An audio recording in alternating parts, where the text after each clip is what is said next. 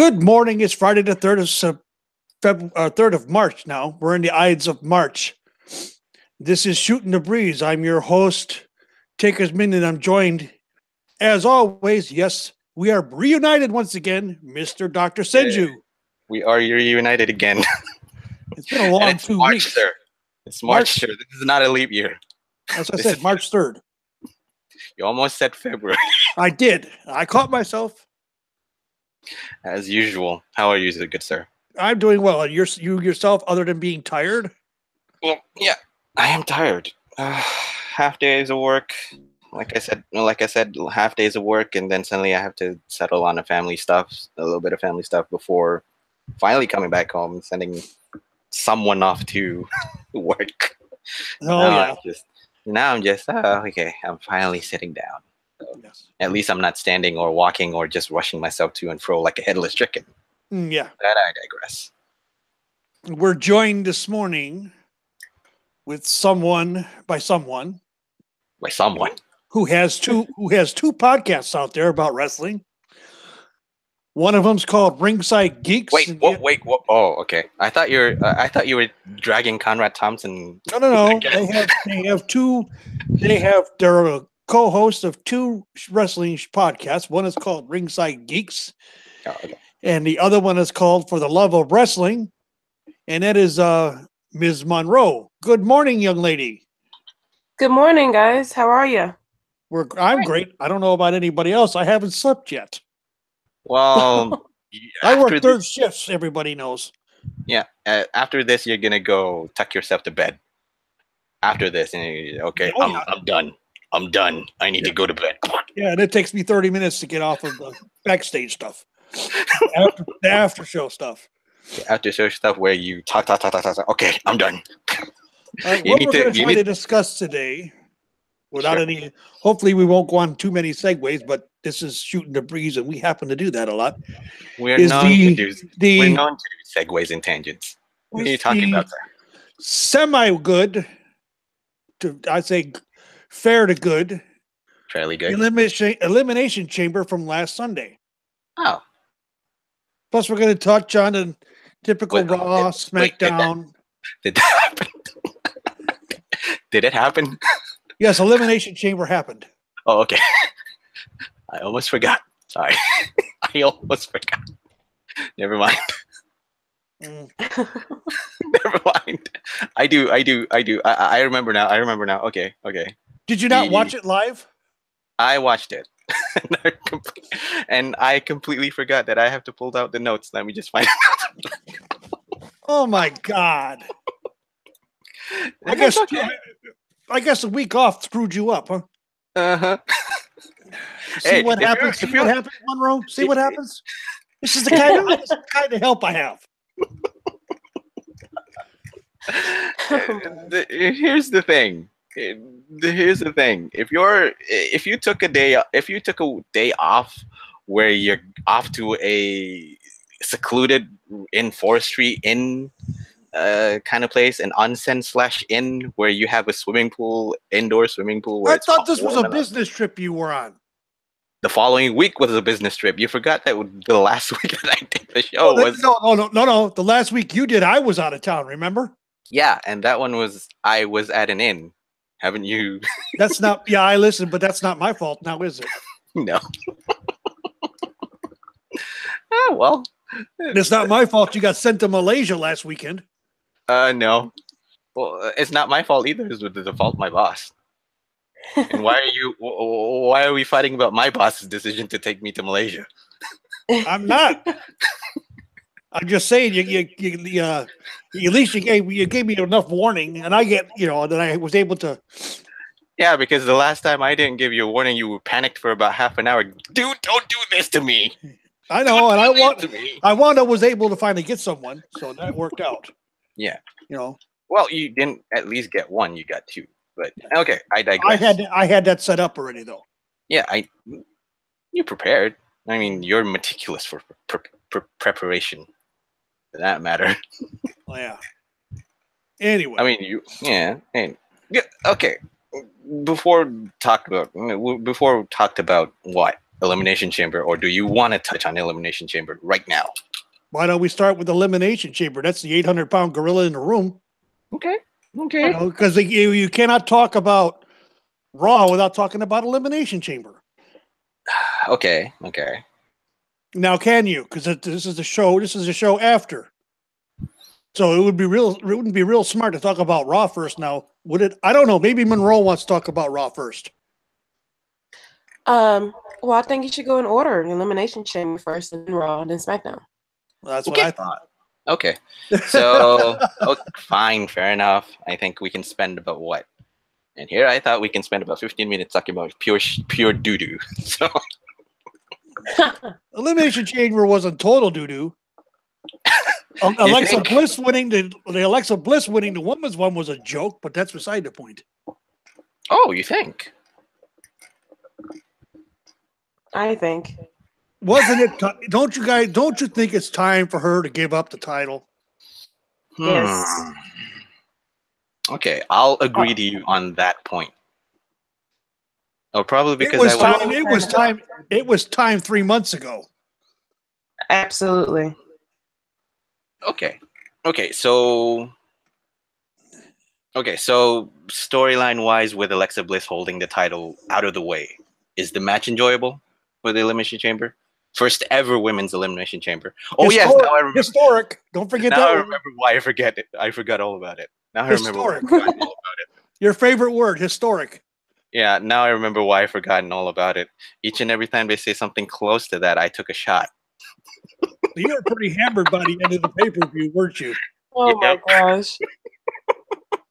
At least I had the sense to write down notes for all of it before I went to Nutty Town and said, is Alexa looking actually scared, or is she having fun climbing up to the top of the pod and trying to jump off from it? That's one of my notes. Let's start with Monroe, and she could talk about the women's Elimination Chamber match, because that was the first match of the night. Sure. It was. If you want to skip the whole pre-show's bullshit, so yeah, okay. Yeah, the whole pre-show was bullshit, but I'll say this real quick. It's uninspiring. If you want to compare pre-show to this, to the pre-show back in what? Royal Rumble. Royal Rumble's pre-show was actually pretty good. Yeah, Royal Rumble's pre-show was better than this, so it's uninspiring. So there, let's jump. Okay, now let's jump to women's Elimination Chamber match. We have Alexa Bliss versus Bayley versus Mickie James versus Mandy Rose versus Sasha Banks versus Sonya Deville. Yes. So, Monroe, what do you think about it? Well, I think the match as a whole was actually not bad. It was kind of entertaining. Even the people that you wouldn't expect to do well, like Mandy Rose, actually did okay. Yeah. So, overall, I thought the match was fine. As far as the winner, anyone who knows me knows that I am not an Alexa Bliss fan at all. So her winning just kind of, I don't know, took me out of the show. I mean, I don't know what I expected. I don't know why I even thought for a second that she would actually lose, because when it comes to matches like this, first time evers, anytime there's a match between her and like 5 other people or everybody else on the Raw roster, she always wins for some reason. So I don't know why I expected anything different, but I didn't care for her winning this match, just like I didn't care for her keeping the title for the last, I don't know, since she got it. 8 months, I think, Yeah, it's just ridiculous, because I'm one of those fans who, I'm not that much of a sports entertainment fan, but I do like wrestling. And I understand that promos and characters and all that good stuff matters, but I care more about in-ring. That's just me. It's just the type of wrestling fan that I am, a woman after my own heart. Yeah. You're old school like I am. Yes, absolutely. I'm gonna shake my head and take her for this. Just shaking. But just go ahead. The fact that she is holding the title hostage, and she has been for I don't know how long now, when the only thing really she can do is cut a decent written promo here and there, Just really annoys me when you have other people on that same show who are much better. And so her winning and still having this title is just the worst in my opinion. But it's just me.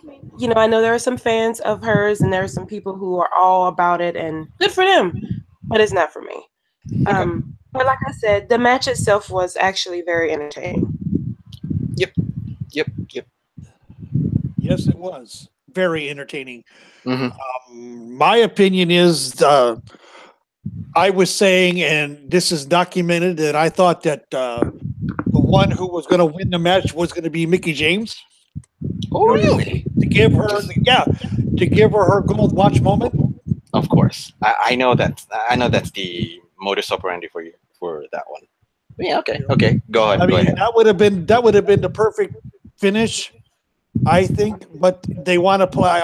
They also want to play up the Asuka Alexa angle on this too. Now, despite what people are saying or the rumors going about, it's going to be Asuka Alexa at Mania, and Asuka's going to destroy Alexa. There will be no Nia Jax added. There will be no one added. Okay. Are you outside, MDS? No, I'm not. Why? Okay, I'm hearing wind. That's why. That will be fan. Ah, That okay, I heard it. That would be the ceiling fans. Mm-hmm. Please don't argue. I just said okay, no problem. When you're talking so passionately about gold watches and how Alexa's next opponent should be Asuka, and she should face a one-on-one title challenge for that. So okay, and then suddenly we have who on this panel disagrees? That should be Asuka versus Alexa. Alexa, yeah. That it should be a straight one-on-one title match. Old school one-on-one title match. Well, I think all the title matches should be a one-on-one, except for tag team, obviously. But you know, I'm a fan of one-on-one matches, and that's something that the WWE apparently doesn't really like. So, I know. I mean, I understand both your point of view because both of you are old school. Because that's how you were introduced to the whole insider business of wrestling. You were introduced by one-on-one matches. Those one-on-one matches bring the most out of storyline point. And of course, watching the Elimination Chamber match, you can't really focus on one-on-one because you have more than one people there. And I always argue the fact that multi-person matches cuts your attention and focus from other people's to about a fraction of what you're supposed to be invested in. Exactly. So what I like, well, you know, like I said, it should have been either Mickie James and Bayley, because of all of them that were in the match tonight in that elimination chamber, Bayley is the only one that could give Asuka a solid match, in my personal opinion. Sasha, I don't think Sasha can come up to Asuka's level. I'm sorry. I would disagree on it slightly bit because she's the better. I think she's the one with the better character. It's just that the better character, yeah, but not the better in ring. Yeah, she has. Ooh, I disagree with that. What's that? I disagree with that. I don't think in ring right now on Raw, other than Asuka, no one is touching Sasha. Okay, that's coming from a Sasha mark. Well, sure, but I'm gonna call it as I see it. So I'm, no offense. I am a Sasha fan. Okay, there's something about that. But I feel like. Okay, go on. I'm sorry. Yeah, I just feel like, and the WWE obviously sees it too because they use her so much in situations where they need to elevate others. I feel like just like the match she had with Asuka already, that would be her best opponent on Raw. And I like Bayley. Agree. I mean, well, there's tensions there if you think about it. You look at you look at the promo leading into Elimination Chamber, that the little backstage thing that Asuka and Sasha did, or Sasha and Bayley did. Mm-hmm. Bayley said, "I know I could beat you." Right. Or, I like that too. Yeah, that was some nice slap. That was some nice slapdown material. Yeah, And okay, That was and okay. knocking Sasha off her high horse, which I was like, okay, who's the one going to flip here? Damn, son. Or Who's turning heel here? You know, which adds a lot of, which adds more what? Intrigue. Yeah, which adds more intrigue and more layers to the storyline that they're creating. Which okay, culminates back to what Banks and Bailey imploding, the friendship imploding on that in the match. So I don't know. I would say that it imploded at that point. I don't know about you two. Just I see it and then okay, that's probably not the straw that broke the camel's back. It's something that starts to fracture. It's a fracture that can slowly rise up to a break or just a mid. They had great they had great continuity going into the chamber match too, because there we see Sasha kick Bailey off the off the chamber. Yeah, and of course Sasha And Banks everybody was saying, "Up, Sasha just turned. Sasha just turned." No, she didn't. No, she didn't. That was not the turn. The turn happened Monday. Oh, I don't think it did. What's that? I don't. Yeah, I don't think it happened Monday either. I don't think it happened Monday. She hasn't turned yet. But the seeds, whatever turn, the seeds are there. The seeds. Oh are yeah, there. absolutely. The groundwork is there. The groundwork sure. is there. It's just that she hasn't turned, and the focus is being that okay. I think I see where it's going. Where what? I think the creative plan is to what? Change Bliss into a babyface all of a sudden. I just don't see how. I mean, they already paired her with unless after her match with Asuka, she turns face. She realizes the her wrongs after getting her ass destroyed by the Empress of Tomorrow, the one true goddess of Raw, that is Asuka. I'm sorry. As ludicrous as that sounds, okay, maybe a straight shot, a straight kick to the head would correct Alexa's mindset. Okay.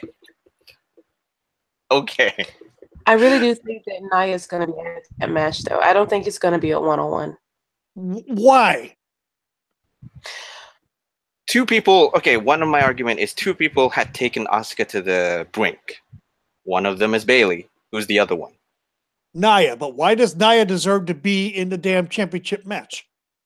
She doesn't. She doesn't have to win. She doesn't have to win. But I think she's going to be there. Yeah. Yeah, and she blows up after 5 minutes. We've all seen it. I know. You're right. You're absolutely right. Hey, I don't like it. I don't agree with it, but I do think they're going to do that. Yeah. If not, then they do Nia and Alexa one-on-one, and Asuka go and challenges Charlotte, because Charlotte doesn't have an opponent right now. Yeah, number one. And number two, Taker, are you going to trust WWE with putting both Alexa and Asuka on a one-on-one? No. They are going to add people. They might, but they are going to add people just for the sake of adding people in a match, just to get everyone in the card. Yeah, that's another thing that pisses me off about the WWE. Because you know my opinion of the multi-person match, be it male or female. I call it a fuck the fans match. Because the fans want one thing. We all want, of the three of us on this panel, I would believe all three of us want a one-on-one women's title match for Raw's championship and for SmackDown's for that matter.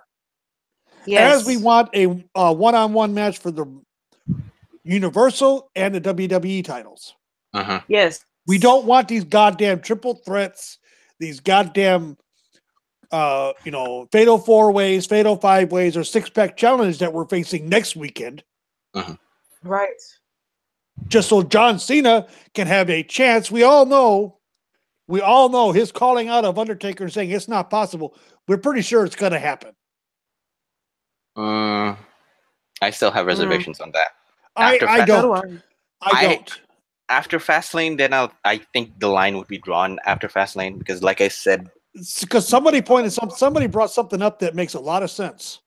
Which is indirect interference From Undertaker? From The Undertaker. That will cost John Cena the match. John Cena will eat the pin because you're gonna hear the bong, the belt lights are gonna go out, and then another bong, and nothing happens, and John Cena gets hit with a Styles' finisher, and that's it. Okay. Then riddle me this with a question. Will WWE capitalize on that? Actually bringing Undertaker to fight against John Cena. I mean, okay, we know it's a match that everybody wants. And yeah, I know the narrative. I know the narrative of everybody thinking about the Undertaker's well-being as well. Mine too. You know, I say stay retired, Mark. Don't do it. Yeah, but we also know that Mark Calloway is a company man. He's true. One of the first company men. He's one of the biggest company. He's one of the truest company men that WWE has ever had. Yeah, 27 years he's been with WWE. If WWE says, okay, you have to do this, he'll get okay. If WWE asks him, they don't tell him anything. They ask him. He's got that kind of clout with Vince and company. If he doesn't want to do it, all he has to say is no. And I noticed something. I've checked periodically Mark Calloway's The Undertaker, his Wikipedia page. And right after the promo, because prior to the promo that John Cena cut, or I should say just before the promo John Cena cut, like a week before, it had been saying, retired professional wrestler signed to a Legends contract, WWE. Would a Legends contract constitute a match? No, it does. Does Nash have one? No. Does Hall have one? No. Anybody that's really Ric Flair signed to a Legends contract. Does he have matches? No. They make certain appearances outside of like ambassadors for the WWE. Do they have actual in-ring matches? No. All of a sudden it's showing him as a wrestler signed to the WWE. Check it out yourself. I mean, okay. Well, let me ask you guys this then. If that match does not happen, what are the chances of John Cena being added to the Shinsuke and AJ match? Please no. Please no. That takes so much away from that match. That is a match that they teased at Money in the Bank already. Yep. That's true. As much as I would dislike to say yes, I still would say no, because this is the money match. This is the money match that would placate the internet wrestling community, the whole smart crowd. It would placate fans, casual fans, smarks. It doesn't matter. That would make everybody happy. That would be one of those. This is awesome before the match even starts. Because you have people who are in the know of the history between Nakamura and Styles way back in NJPW. Exactly. If you don't have that, you have the casuals who are fans of Styles. Then you have casuals who are fans of Nakamura. And then you have casuals who watch WWE outright. That's a huge demographic to target. That's a huge That is a my pants go out the window and I surrender my wallet with all my credit cards and cash in it to the WWE. I know you'd enjoy it because I already watched Nakamura Styles. I watched it at NJPW. I was like, oh my God, please, WWE, give us this match, please. And you know what? They're giving it. You know, they are giving it. So, yay. Maybe. Well, I hope it stays one-on-one. That's for sure. I hope they don't give Cena his 17th championship reign. They have to. They have to keep it a 1-1. No, I meant they have to keep it a 1-1. I'm not saying that they have to keep it a triple threat match, because you're going to give an elder statesman John Cena a fight between two big names in AJ Styles and Nakamura. So give John Cena Sami Zayn. Probably. Hey, I'd be okay with that. Probably. Take it. Do you guys think that match will main event? AJ and Shinsuke? It should be. I can't see Roman. I can't see Roman and Brock, especially Roman, main eventing the fourth Wrestlemania in a row. The IWC, and you know this, Monroe, and both you do too, is MDS. The internet wrestling community will melt the fuck down. No. This is true. They're not gonna burn the internet now. They're just gonna melt it down to pieces of plastic and whatnot. So, okay, I digress. And I think we've segued a long time already. Yeah, we need to get back on. We need to get back on task. We were talking about the women's match, and we wound up talking about everything else. It's my fault. It's my fault. It's my fault. My fault. We all played a part in that. I missold the whole segue. I bet Monroe didn't expect this. Well, hey, I get it. You know, I'm just as guilty. So hey, you're fine. I'll say this right now. You're welcome here anytime. Okay. Oh, thank you. Okay. Anyway, I'll agree on Monroe on one point. The match itself was great. It's very well laid out. It took advantage of the stipulation, which is the Elimination Chamber. Several stories pop out, which was great, because I thought that with the whole multi-person match, my focus would be thrown out the window. But no, we have focus, we have story. Absolution having a strong alliance. Banks showing aggression, Bailey showing heart. Standout show for both actually Mandy Rose and Sonya Deville. Who do you support on that matter is your mileage may vary. Because personally, I'd say Mandy Rose looks better than Sonya Deville. But some people say Sonya Deville looks better as well, because it looks like a coming out party for her. My only nitpick is that it's not as brutal as many past Elimination Chamber matches, but I'll let it slide because this is the first ever women's Elimination Chamber match. Historic, making history. I got drunk after all of that, so there's that. My true nitpick is that had Alexa Bliss been booked better as a Cowardly Crafty champ, the win would make more. The win would be more resonance. Would make more resonance a lot more. Would have a lot more meaning, a lot more weight, a lot more punch. It's just that you don't see Bliss looking cowardly, looking crafty. She just comes straight up to your face and just talks you down. I think she molds herself out like a lesser form of The Miz. I know, Taker, please don't kill me right now. But I think she does have a little bit of The Miz. It's just that she's not The Miz. She has a little bit of it. It's just not. So, match-wise, I enjoyed it. It pushed several story plots forward. Like I said, it shows a little bit of the implosion between Bailey and Sasha Banks. All in all, it's enjoyable. What comes out afterward? What comes out the following week after Elimination Chamber was. We'll talk about that when we talk about that. So, of course, next, what else do we want to talk about? Okay. Do we need to talk about the men's Elimination Chamber, or should we just go in queue? Just go 1, 2, 3 along the card. Either way is fine. Okay. Next up, we have Cesaro and Sheamus versus Apollo and Titus O'Neil for the Raw Tag Team Championship. Well, it happened. Yeah. So there you go. Pretty much it for me. I'd say that it happened. Yeah. Bar this, I think this was the best Titus Worldwide has looked. This is the best that they have looked. But as much as their best has been showcased in the Elimination Chamber against the Bar, they're just good. The Bar is on a whole other level altogether. They're not in the same league. And this shows. This heavily shows. Say what you want about the sheer athleticism of Cruz now. It's no longer not Cruz. It's Apollo. They already dumped the Cruz. Apollo. Get it right. Apollo. Okay, it's Apollo. I'm sorry. Now that's one more name that I have to put in the list. With what?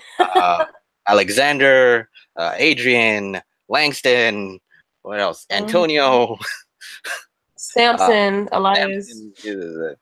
you'd have a ball of a time if you were trying to create a character for WWE 2K17. Oh, I have a mix here. Alexander Langston could be one. So There you go. yeah, but in all sense and purposes, it's a match that happened. You're correct. Mhm. Cesaro and Sheamus really needs more. Really needs another tag team to face. Other than just Titus Worldwide. Other than that, the option is Apollo and Titus needs to step up. They can't. They can't stick to the same whole story about they can't stick to the same whole story about they're the small mid card, probably low card tag team division. It's either that if they want a title, they have to step up. Or Well, the question I have is this: what? When did the Good Brothers fall to mid lower card? When they have been fallen to the pre-show. Yeah. That's why my is the revival why was the revival relegated to the pre-show? Because they have beef with the Good Brothers. Well, I guess I can understand the revival thing because of the injuries. They may not trust them just yet. Yeah, just yet. I guess I can kind of understand that. But the point I want to bring up though is I like the bar a lot. I am over them. I'm ready for them to break up because I am a huge Cesaro fan and I would love to see him with the IC title. I really wish they would work on their mid card and work on building the IC title as a secondary championship and not the main one on Raw. And break up Titus Worldwide as well. Apollo Crews is very talented, and Titus O'Neil needs to be just a mouthpiece. Get him out of the ring. But imagine a mid card with people like Sheamus and Cesaro, as well as Apollo, Elias, Miz, people like that as a solid mid card chasing the IC title. That would be awesome. And having Miz be the gatekeeper. Yes. As much as I cannot stand the Miz, and I can't, because he's just one of those. I don't know if you have children, Monroe. I don't know. I don't. Okay. But he has that kind of voice, that agitating, whiny ass voice that gets that parent's nerve in the lower back. That makes I'm sure you've heard Bill Cosby talk about it. The one that gets the legs a shaking and you just want to. Yeah. That's the one with the whole funny lisp and all that. I think. Yeah, you just want to kill that person, and that's what he does to me. So Miz is doing his job as a heel, but I am so over him being IC champion. Yeah, I am too. I really wish they would use that title to elevate someone that is not kind of a main event guy, I guess, because Miz has a world champion, so him just holding the IC title yet again is just, I think, the wrong way to go. They should be using that title to elevate people like Elias, who is a legit heel and get legit heat. People like him deserves a title shot like that for the IC title. He's just like there floundering. Even Braun would be great for the IC title at first. Yes, he would. I was just going to say that you read my mind. God, great minds think alike. That's right. Oh, speaking of Braun. Sure. On eBay, they're selling, WWE is actually selling a portion of the broken base. I don't want to buy it. Current bidding, last I checked this morning, was $533. Seriously. Serious. It's autographed by Braun. That's why people are buying it. That's why people are bidding for it. Braun Strowman's sign. That's it. Well, people really like Braun Strowman. Yeah, he's very over. I'm not against. I'm not against the over. I'm sorry, he's more over than Roman, I'm a Roman fan. Absolutely. To all you Roman Empire fans, please don't go to TakersMinion's house and try and kill I said I'm a fan of Roman, and I'm just stating a fact. I'm not afraid to admit it. I like Roman.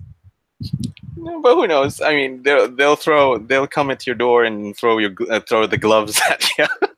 Yeah, no shit. Yeah. I mean, okay. After that debacle, but let's not jump the horse too soon because we have Asuka versus Nia Jax, or Asuka versus Nia Jax. Oh boy. Okay, here's my point. Match-wise, quite impressive a performance from Nia Jax. Yeah. She actually lasted 15 minutes. It ended too soon. Nia was on the verge of blowing up again. That's why they had to end the match. It ended too soon. To me, I think it ended too soon. I mean, sure, you're trying to do that because you want to cover up her shortcomings where she can't really go the distance. But trying to end the match with a simple wrecking ball that kept missing the mark. Asuka dodged her way to survival and then rolled up Jax to get the 3 count. Yeah. I have an I don't iffy issue with that kind of dusty finish. Because you have to roll up. I mean, it doesn't seem like an act of desperation on Asuka at that point. It's just something but Nia that is so limited, though. That's the issue. She's so limited. And I can bring up, man, look, I've been watching wrestling my entire life, and I've been into women's wrestling my entire life. And I can name you a number of people, Bull Nakano, Aja Kong, who were not the normal size women's wrestler, but they could go. And it disappoints me every time I see Nia in the ring. She looks lost, she gets blown up, and she just rolls around for like 5 minutes. And I'm just like, what are you doing? What have you been doing? I agree. It's so frustrating to see. I'm sorry. I mean, okay, I agree on that one because as much as I'd like to jump off the Nia Jax train, it's hard to jump off it because people are siding towards it because she looks the part. It's just that in my opinion, like I said earlier on, Nia Jax looks to me like a wrecking ball that kept missing the mark. That's it. She's a destructive force, but the only problem is she doesn't quite hit the mark for me. I think that's basically the story of her career, if you ask me. Yeah. Agreed. Preach, girl, preach. I mean, I'm sorry. No need to be sorry because what you're saying is the truth. I've been saying it for a while. Nia needs to get her cardio. That's her biggest issue. She has 3, everybody bitches about John Cena and 5 moves of doom. Nia has 3. That's it. That's it. I mean, okay. I mean, for Christ's sake, what has she got? Samoan drop, run you over, and a leg drop. That's it. Yep, that's it. She don't have shit else. And you can only do that for so long before you start getting, this is boring. Agreed. Because I agree, because as much as you're a presence in the ring, there's so much a good wrestler, a good technician, a good carpenter, if you will, can do with Nia Jax. There's only so much that you can do, I think, in my opinion, anyways. If you're especially when one of your shortcomings is that you can't last that long in the ring. I mean, again, not to knock off too much on Jesus Christ. Karma would last longer in the ring than Nia. Absolutely. Ooh, that would be a match to watch, though. Karma / Awesome Kong versus Nia Jax. I'm sorry, Awesome Kong would destroy her. Yes, she Karma, would. Awesome Kong, both same. Apples and oranges, it's the same. Yeah, because the biggest difference between those two is that Awesome Kong, Awesome Kong Karma has cardio skills where Nia does not. Basically, she can go. She has the cardio where Nia does not. I don't know because I don't want to blame her cardio too much on it being the main reason. I don't know. Can the other wrestlers like Asuka or Sasha or even Bayley work around it? Like, They have.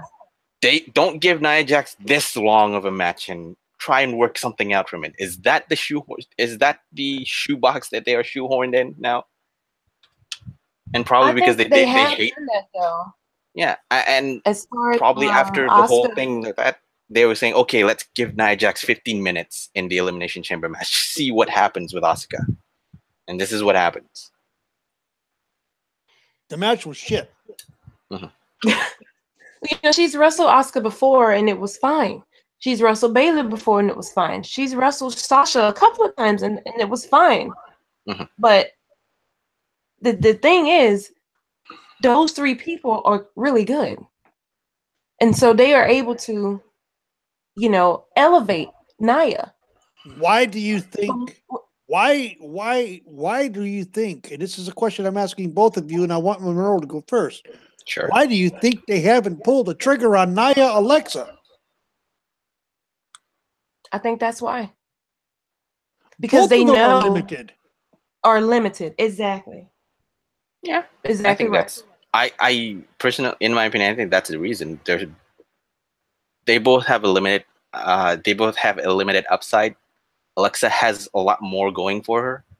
It's just that can't see. It can happen. It's just that you won't expect a lot from Nia against Alexa. Nia against Alexa. And I think in my opinion, they just didn't place Nia Jax in a correct path where they expect someone who looks like her can actually go for about 15 minutes. 7 or 8 minutes of squash matches would be okay. Yeah, that's what Madeline Lamar says. That Nia should be doing 7-minute rundown matches. That's about it. Yeah, just show off her power moves, of course. Even if just 3 moves of doom, it still looks powerful. It still looks impactful. You bring up Alexa and Nia, and this is just my opinion, but the difference between Alexa and Nia and people like Sasha, Asuka, Bayley, the rest is clear. And in my opinion, I don't think you should have people like Nia and Alexa holding a title. That's just my opinion. Because I feel like the title is supposed to represent the best in that division. And you don't put the title on someone that you know is limited. But that's just my opinion. Well, she's blonde and got big boobs. Oh, and she can cut a mean promo. She can cut a promo, yeah. Heel. What a heel. She's so good. Whatever. Well, we all know the WWE is a heel company. Sure. And you got the joke behind what I was doing, right, Monroe? Yes, I did. I was Vince. Yeah, I get it. Yeah. Okay. I'm not a misogynist by any stretch of the imagination. I will be the first to go after someone for that shit. Okay. But okay. Other than that, let's just see. She got it. Okay. The other nitpick that I would say is that Nia Jax got a chance to create a lasting image with this match. That's not nearly good as a title match, but I think she will leave Las Vegas with a little bit of momentum. Not a lot amount. It's just that, she showed that Raw or WWE as a whole can make her a priority moving forward. It's just that whether people would accept her at that point is up to discussion, up to debate. I don't know. I don't accept her as a real threat to the title because she can't go long enough. All you got to do is take her past 5 to 7 minutes and she blows up on you and you can actually see it. I mean, my wife and I were sitting there watching it and she's like, Nia's blown up. Look. She saw it around the 8-minute mark. Okay. Okay. I mean, it's not bad. It's not worse. It's not it's not as bad as it seems. It's still good. It's just that for me, and one of the nitpick is that it ended too soon. The only positive that I can get is that it's impressive. It's an impressive performance by Nia Jax, and not because I'm actually crawling myself to tell you guys. Okay, stop right there. Stop. What? Wait, what? What impressed you? Because I was not impressed by Nia's performance at all. Okay. Tell me what impressed you.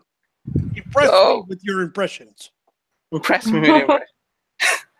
Isn't this the most compelling and dominant she's ever been on a one-on-one occasion? Because you'd expect that. You'd expect that from Asuka and Nia Jax. You'd already expect that.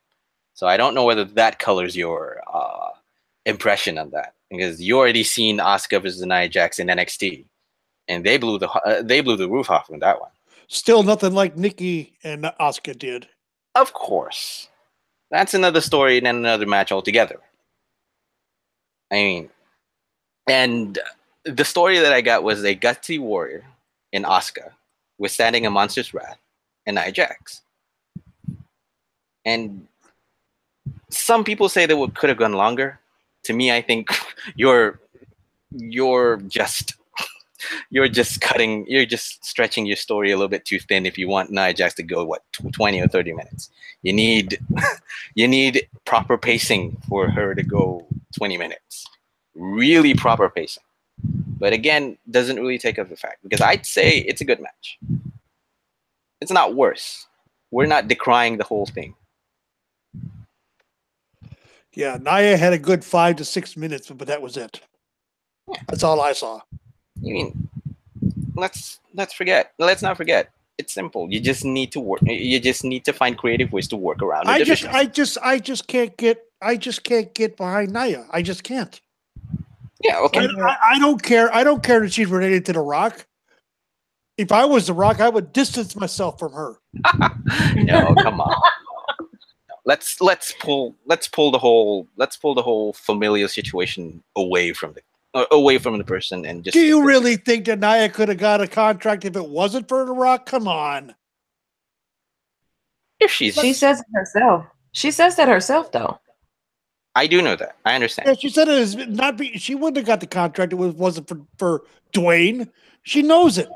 Yeah, but that's why I think when her contract is due, she's not going to be renewed. She's going to be future endeavored, because she don't really want to do this shit. She's more than a plus size modeling anyway. But Taker, here's the thing. But here's the thing, to Taker. That's a situation that we can't control. That's a situation. I know, but please. Yeah, I know, but it's a situation that we can't control. That's a contract. Whatever clouds people who wants to. Okay, I want to see Nia Jax being signed. That's out of our control. What we can control is just, how do we accept it? How do we work around her deficiency? How do we get a compelling story out of it? And to me, I got a compelling story out of it, because she looks dominant. That's the biggest That's the biggest plus point that I can see.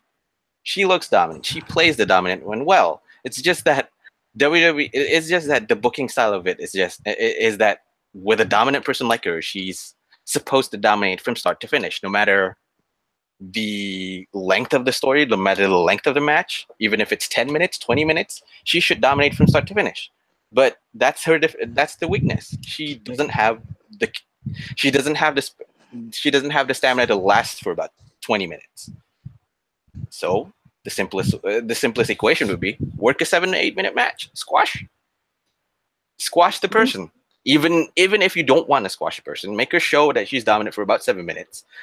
Make Asuka pull out a gutsy win, even though it looks kind of act of desperation. People would say, "Oh, that's a gutsy win." That's it.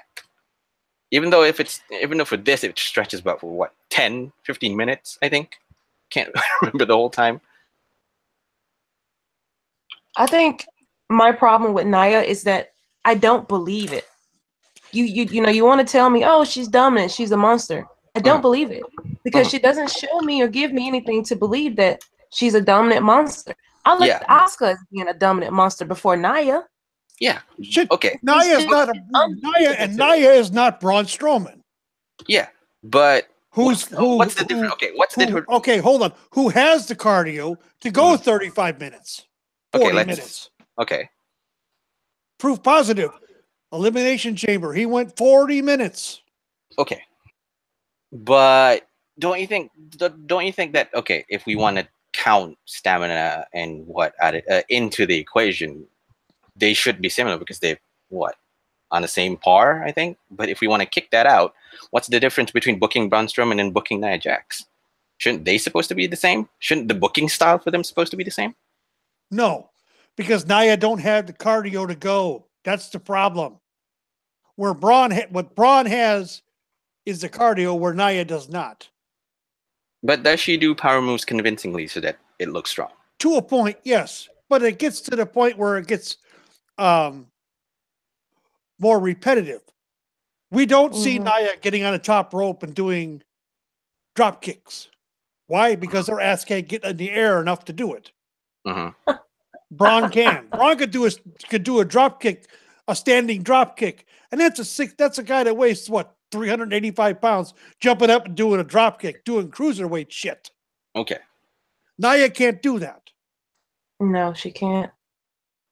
I just need more from her. That's all. That's Give what me I'm more saying. than that. Yeah. Yeah. And that's what I'm saying. That's what I'm suggesting. Give her more time. It's just that the way WWE she's been on the main roster for damn near 2 years. You would have expected by now that she could do more. And is that wholly to blame on her? Yes. Yes. 100%? Look, and this is going to piss off a lot of people, and I don't care. And I'm sure Monroe will agree with me. She is not committed to the business. Nope. She is not. She is not. She does not love the business. She's looking at this as an easy paycheck. She's going to run her course on her contract. She's going to be released, and that's the end of it. I don't think so. I don't think she's going to be released. She's going to be there for a while, and she's going to get that title. Because one thing that we're forgetting about Nia and Alexa is that they also do this thing called Total Divas that brings in a lot of money and a lot of ratings for the WWE. They need, in my opinion, Total Divas needs to die the slow, painful death, because Divas is not even part of WWE anymore other than that goddamn show. Well, they want you to believe that, but I don't think so. I don't either. Because there's a diva holding the Raw title right now, and there's a diva in Nia. There are divas still in the WWE on Raw and SmackDown. They just like to preach you first time ever, historic, evolution, revolution. They like to preach that. That's not what's going on. They don't practice it. Sorry, I don't believe it. WWE, Monroe, I love it. Vince, if you're listening,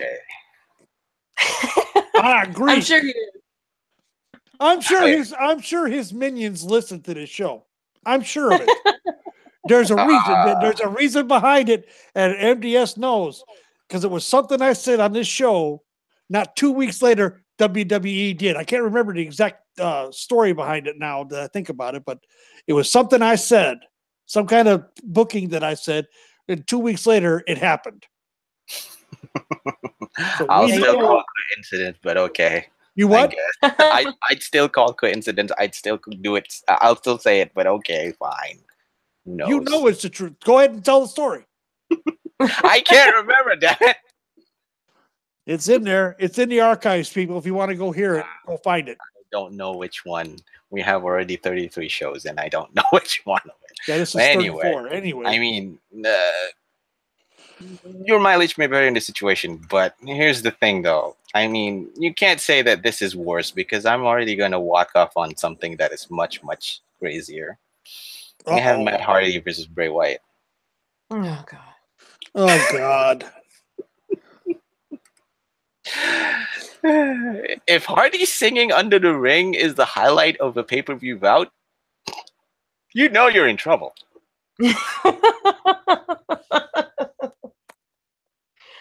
Oh, man.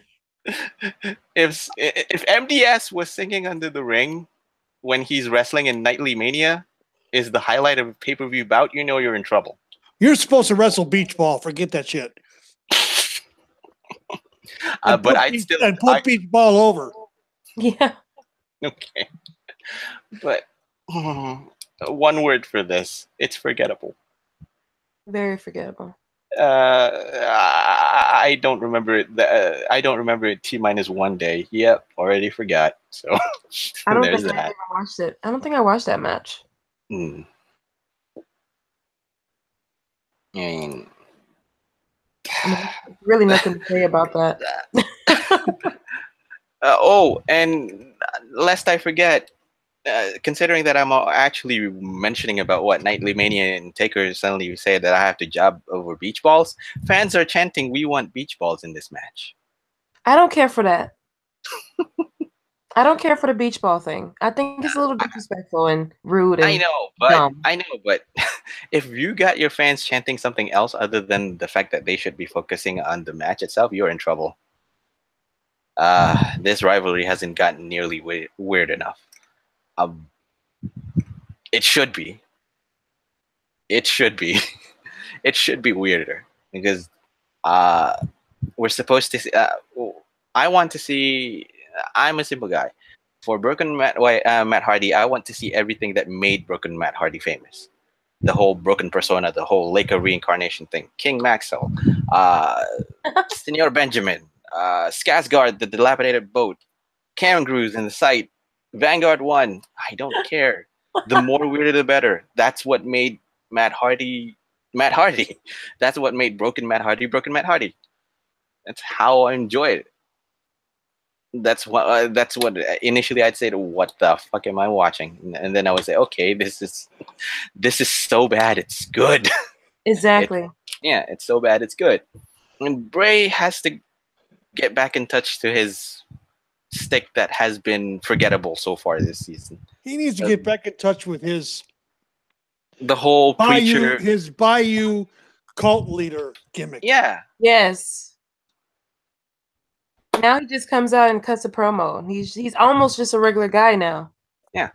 Because he cuts a promo that makes absolutely no sense. Similar to someone who's on my freaking TV every Monday night that I, Miz, get off my fucking TV, please. you and your hatred is no bounds. And while I'm thinking about it, fuck Liverpool too.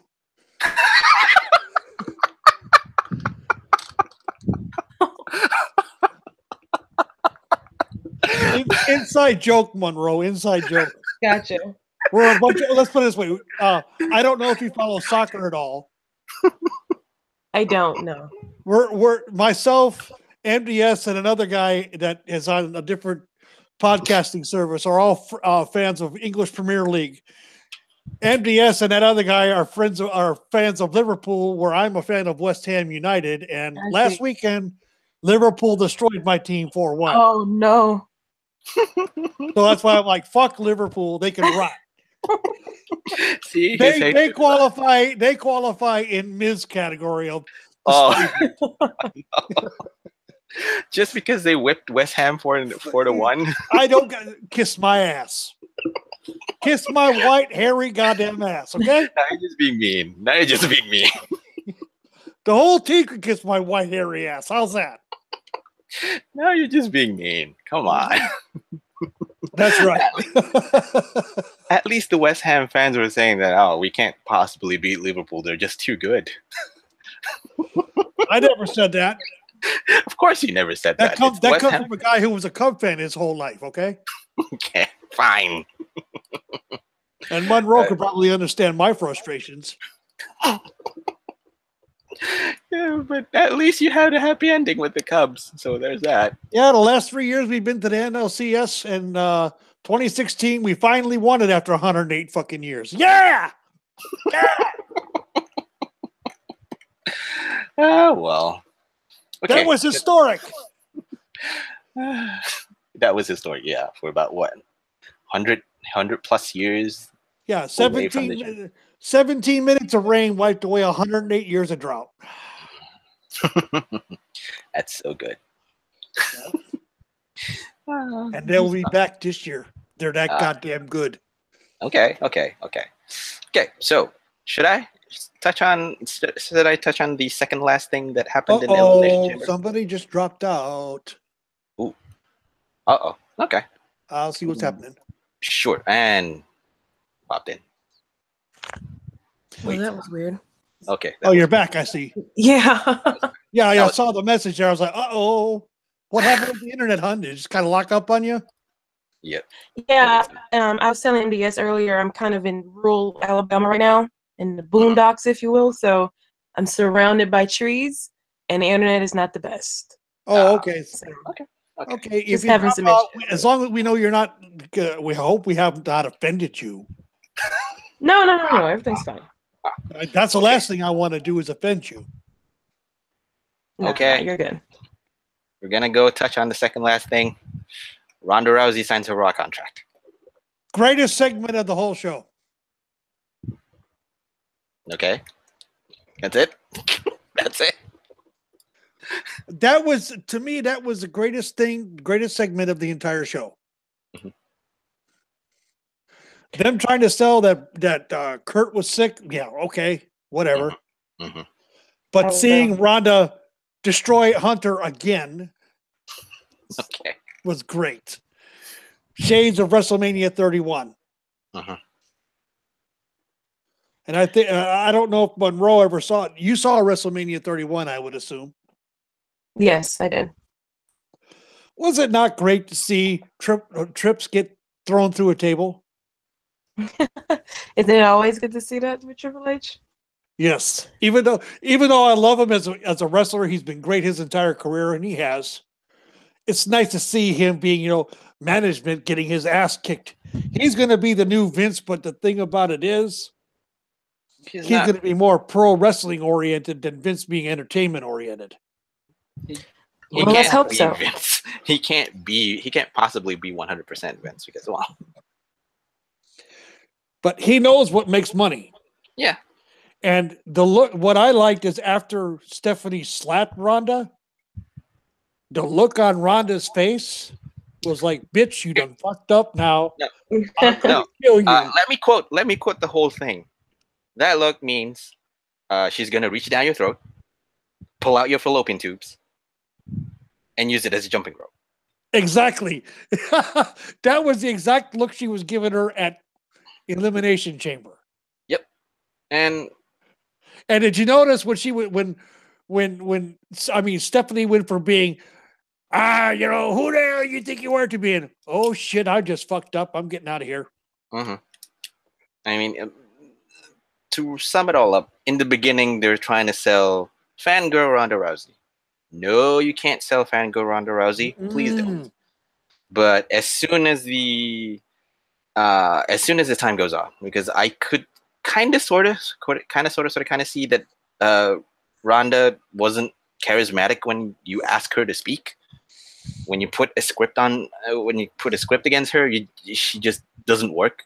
It's because she isn't comfortable on the main stage just yet. I mean, or nerves you or could something. see it. You could see it, and I don't know if anybody else saw it, but I know I saw it. Yeah. The literal deer caught in the headlights. No. What? No.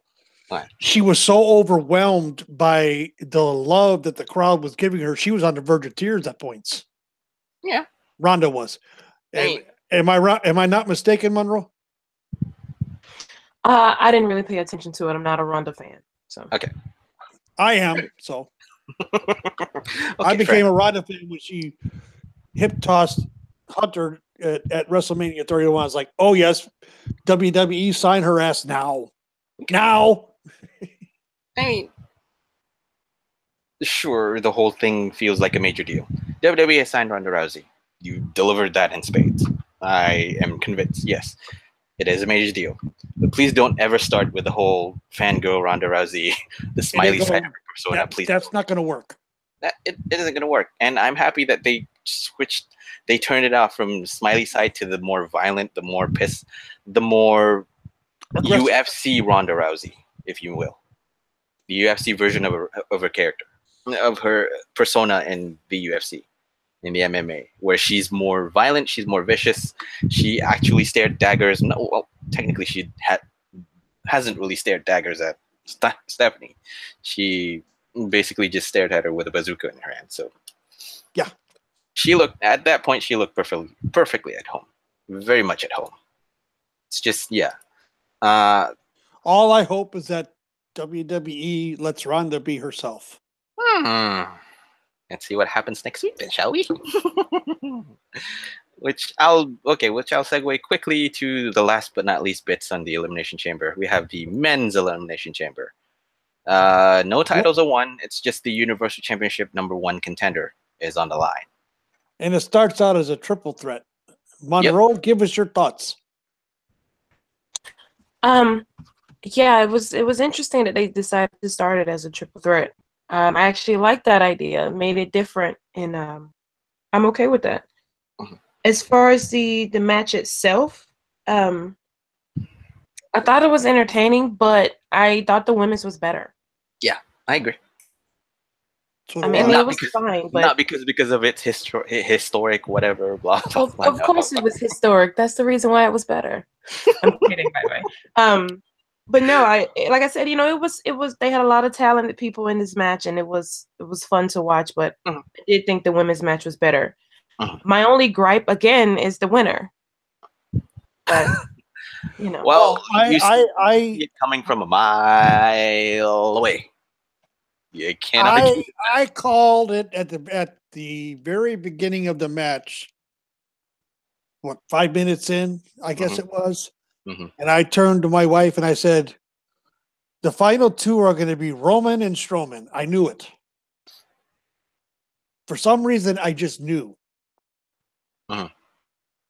Don't ask me how, but I knew. Roman has not defeated Braun in a match yet in the year's time that they've been in a match, been in a ring together. He's always fell short.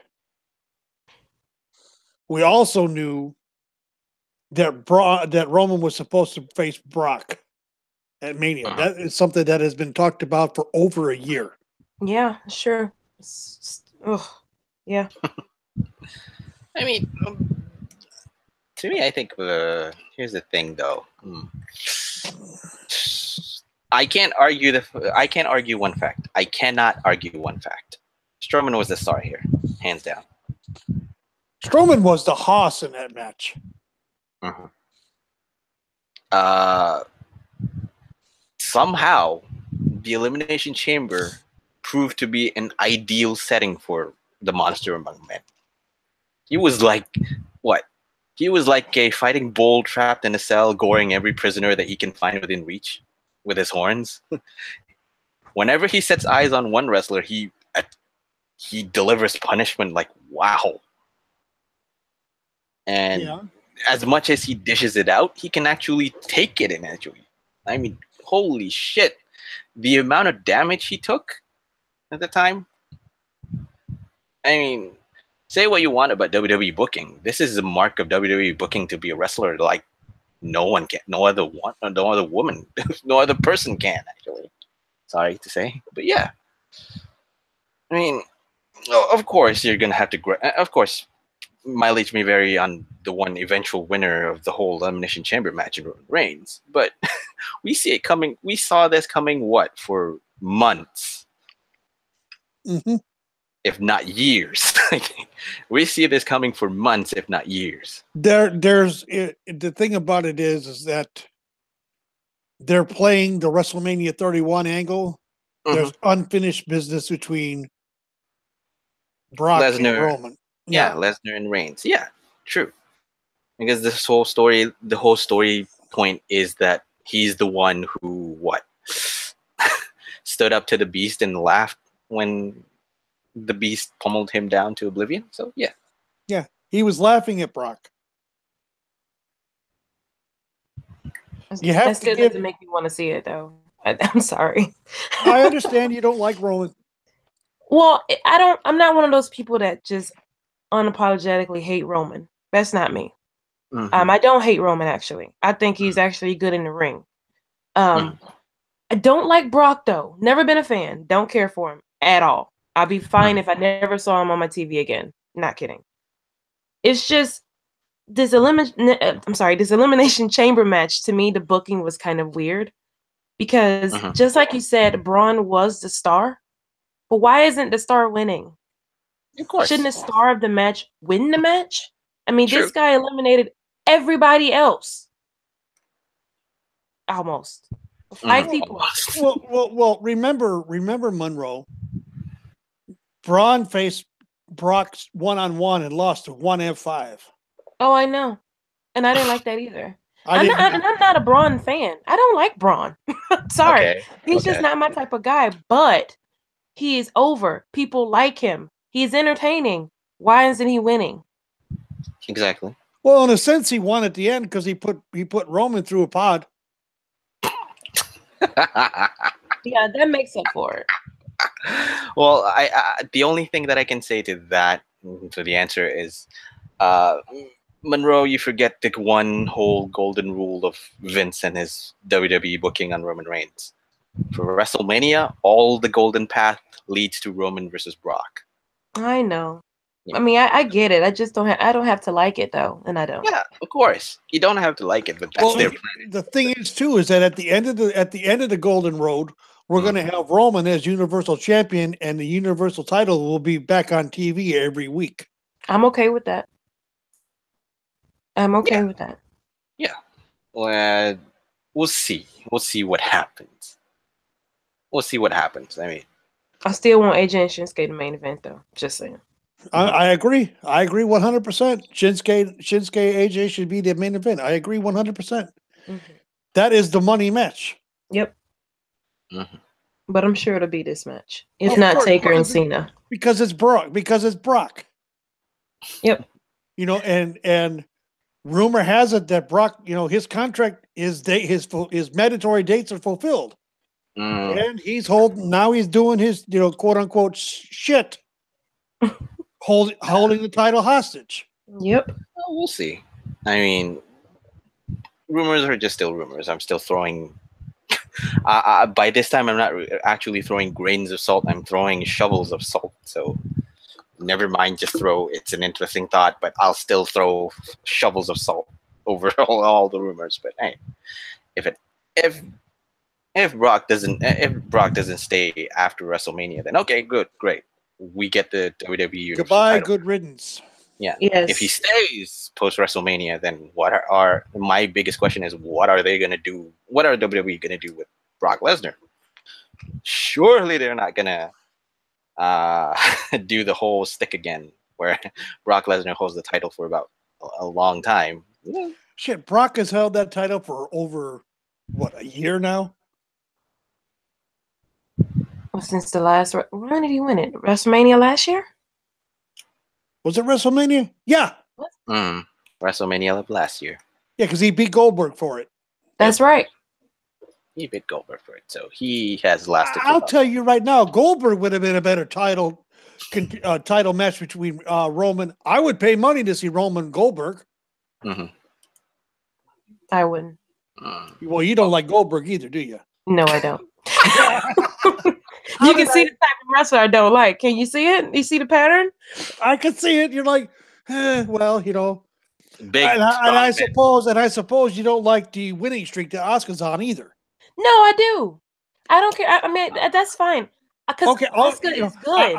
I didn't mean to throw it. I didn't mean to confront you like that. But no, that's fine. I get it. No, there are the people. Undefeated streak is fine. There are people out there who can't stand it. Oh, I know.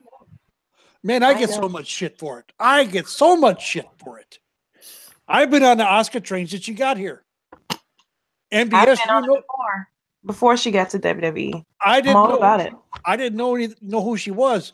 You know, MDS told me to check out Kana on the internet, but it was after she was Asuka here. Mm-hmm. I'm waiting for the face paint to show up.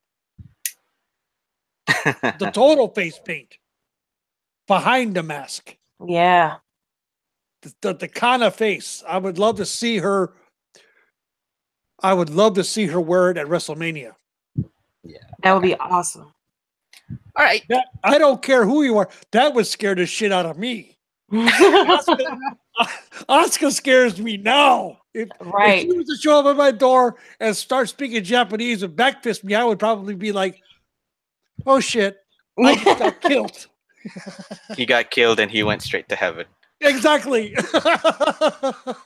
I don't mind the undefeated streak at all. It's just when it comes to wrestlers like Brock and Goldberg and those big guys like that. Yes, there you go. I'm not a fan. Yeah, well, I saw Goldberg's streak start to finish, and the way it ended was stupid. Yeah, it was. That was stupid. And And that was probably, like I said, I don't know how old you are, Monroe, but I'm probably old enough. I'm in my 50s. Okay. Like I said, I've been watching wrestling since 1972. That makes me old. So when you talk, when I heard you talk about like an old school wrestling, I'm like, oh shit, someone of this generation who likes old school wrestling? Damn it. Yeah. He's sold. Well, see, my family are wrestling fans, all of them. Okay. And so my grandma was the biggest of them all. And she watched it her entire life. So I literally was born into watching wrestling. No kidding.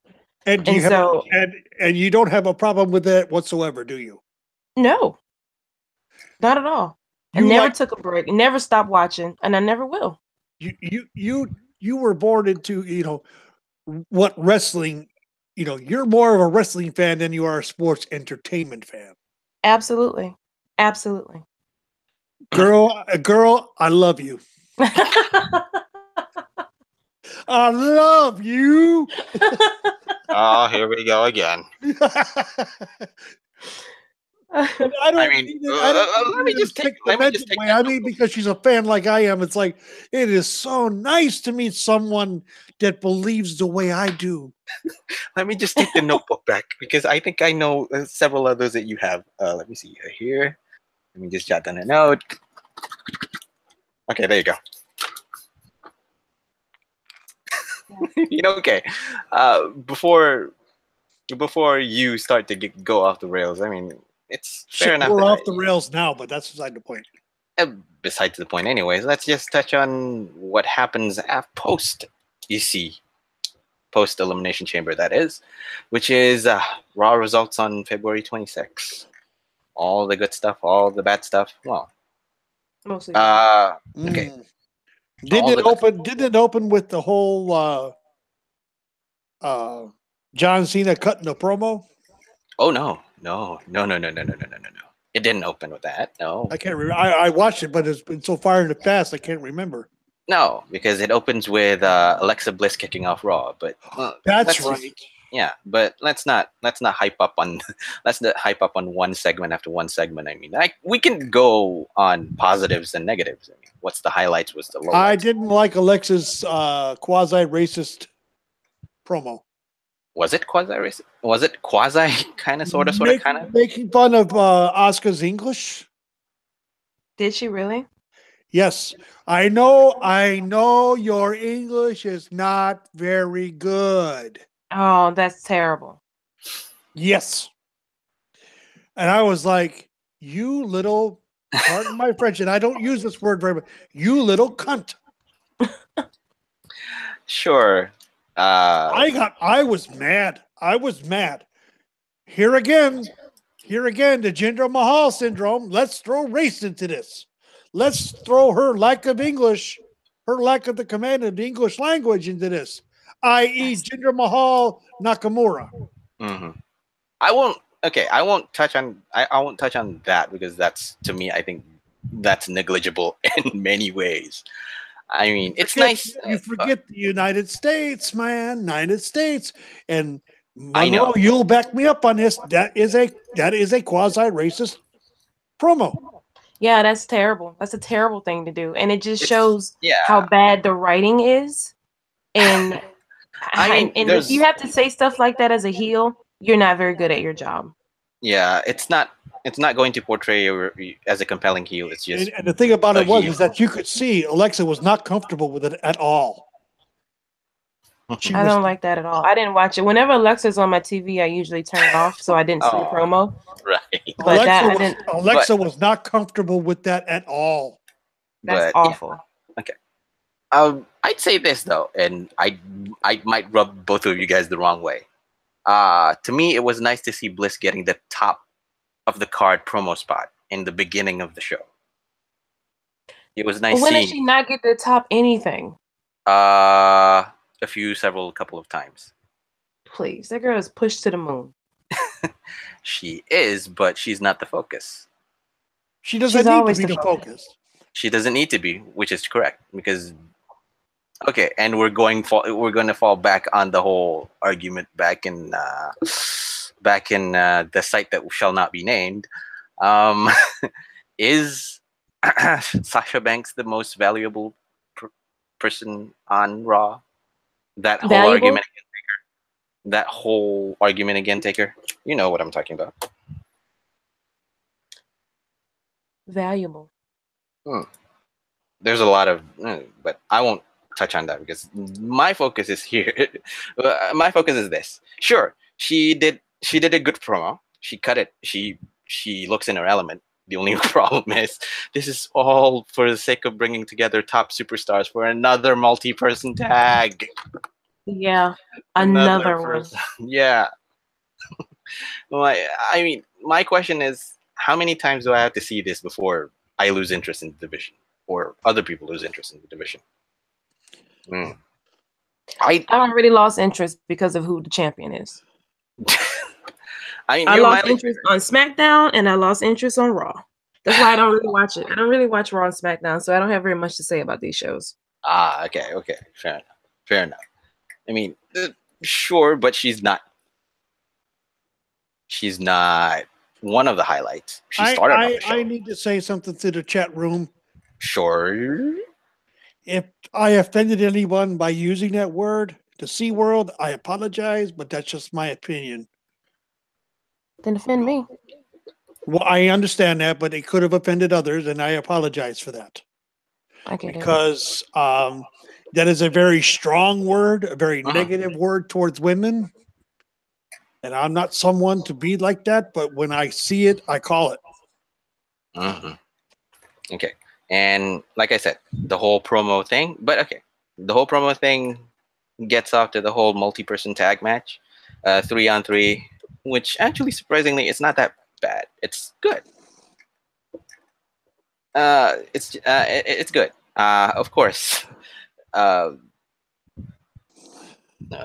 of the options saying that Bliss and company would have won. Meaning that Nia Jax, Mickie James, and Alexa Bliss's team could have won the tag, but even if it wasn't even if it wasn't pushed out, it's a good option just thanks to the presence of the number one contender in the match. So yeah, I think my nitpick on it is just that it's a multi-tag match. They really need to cut down on the multi-tag matches. We've seen the whole rotational thing ad nauseum. When you have no idea what to do, you book a tag match. When you want to try to push everybody in the card, make a multi-man tag match or a multi-person tag match. I am so over that. Yes. I mean, it hurts. And here's the thing. Now, if we're gonna let's cut down the brass tacks here. There are so many rumors out there that Asuka's gonna challenge Charlotte. Please no, the groundwork for the good match has been laid with the promo, and that's 6-woman tag. Okay. I'll follow up this with a question later on when we talk about SmackDown. There's a good question that one person that both of us know, have asked for about a week ago, less than a week ago. I think. But anyway, after the whole match with the whole thing, one of the highlights, I mean, to me that is, I don't know about you two, one of the highlights that were put in is the John Cena promo. John Cena promo came afterwards. So this is the spot where you remember.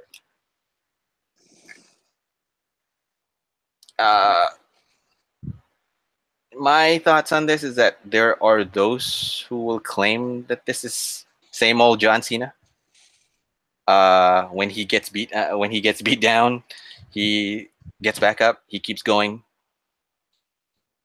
But to me, I think it works in this case because it's his character. It's essential to his story. It's what he is. It's what he is basically. He discussed failure Monday night. well, he discussed his failures, unable to secure a victory and cash his ticket to WrestleMania, telling and preaching, reminding fans when John Cena gets kicked down, he gets back up again. It's all 100% pure John Cena. Modern superhero minus the whole superpowers. Yes. There's a reason why people call him Super Cena, because he's just that. He exists to inspire audiences, regardless of whether one likes it or not. It fits the character that he has worked himself into over the years. Sure. Yeah. And the whole bait and switch, I think I say the whole bait and switch, the whole thing kind of left field for me, but I'll say it. The whole bait and switch when he issued a challenge to The Undertaker and then quickly revealed that match would not happen because he doesn't make the matches in WWE. Kind of iffy, but okay. I'd still buy it. Like I said, if they ask Mark to do it, he'll do it. I know, but and you don't think for 1 second that John would throw that out there if the possibility was not there? Come on. A part of me would say no. That's right, because it is the possibility is there. But the possibility of it there is it's still there. Based on the match that Mark gave us last year, you don't think for 1 second that he doesn't want to go out on a better note than that? I mean, there was a guy that looked broken down and falling apart. I'm sorry. Okay. You know, it killed me. It took me weeks to get over it. You know, hell, I'm known as Taker's Minion for a reason. I've been following his career since he was Texas Red, for Christ's sake. I mean, sure. I mean, you can argue that it's just smoke and mirrors until they actually announce that, okay, John Cena versus The Undertaker for WrestleMania. Sure. Maybe it's smoke and mirrors. Maybe it's true.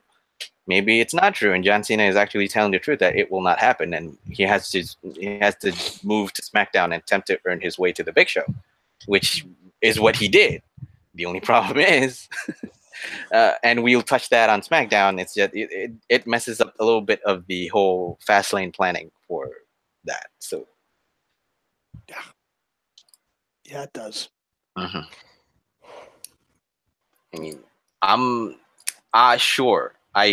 Sure, if WWE calls on Mark and suddenly says that, yeah, you need to work WrestleMania, I'm sure Mark will say, okay, I will go. But I agree on one other point. He's a 52-year-old man. He's almost the same age as you do, Taker. He'll turn 53 in a few weeks. Yeah, he's almost the same age as you. He's a 52-year-old man this year with bad hips. Do we expect a great match at this point with Taker? He had his surgery. Yeah, sure. He has the surgery, but still, he's Rowdy. A lot of people don't notice. Roddy Piper wrestled after he had hip replacement surgery too. What's to say Undertaker won't? I mean, okay, because. I mean, in my opinion, I think the tease and then followed by the harsh reality that the match is not happening. It's either it's a smoke and mirrors, or either it's the be all end all to end the speculation of set bout. That's it. We're not getting Undertaker versus John Cena, is what John Cena is saying. I think the match is going to happen, and there's going to be a stipulation on the match for both of them. Loser retires, and that goes to John Cena too. I think John Cena wants to, with all the other irons he's got in the fire right now, he wants to get out of where he is. What say you to that, Monroe? I can see that stipulation for that match, but I don't know. I hope it's Undertaker that retires and not Cena. Because I was there at WrestleMania 30 when he lost. And that should have been it there. I say the wrong person broke the streak. I agree with that too. But, I mean, as great as The Undertaker is, hip surgery or not, his body is still broken down. Yeah. His knees are bad, you know. It's much different than those other guys. I mean, I'm not his age. I don't think has anything to do with it because you got people like Yuji Hell, you have Rick. Nagata or Minoru Suzuki who are close to 50 and they can go better than a lot of younger guys today. Yep. It's just that the Undertaker's body is just so broken down, and I really think, especially after that match last year, that Hiroki I think he Goto's should be another done. one that's in his 50s and can Yeah, still go. Hiroki Goto, yeah. Mm-hmm. But yeah, I sure hope that I sure hope that this is going to be the be all end all. I think the whole thing ends when John Cena says that okay, it's not going to happen. That's the harsh reality. I hope that that's what's going to happen. I do too, but and for once, yeah, sure, we'll argue a lot about WWE decision making from till we can bullshit on that till the cows come home. But just for this once, I'd like WWE to keep to its guns and okay, if John Cena says it's not going to happen, if Undertaker says it's not going to happen, or if that was the Undertaker saying that today I end something like that, then stick to that.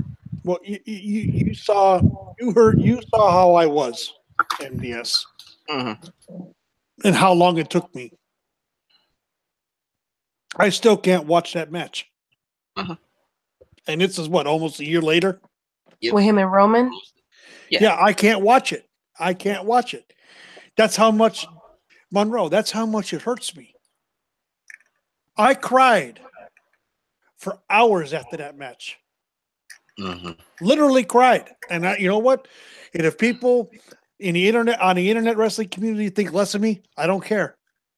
I cried like a baby for days. Whenever I talked about it, I cried. That's how much it hurt me because that's how much I loved the character. I get it.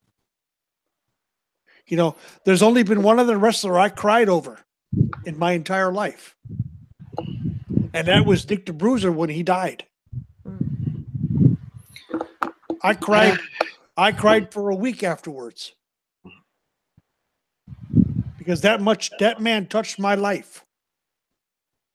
Just like the Undertaker's character, the man, Mark Calloway, and the Undertaker's character touched my life.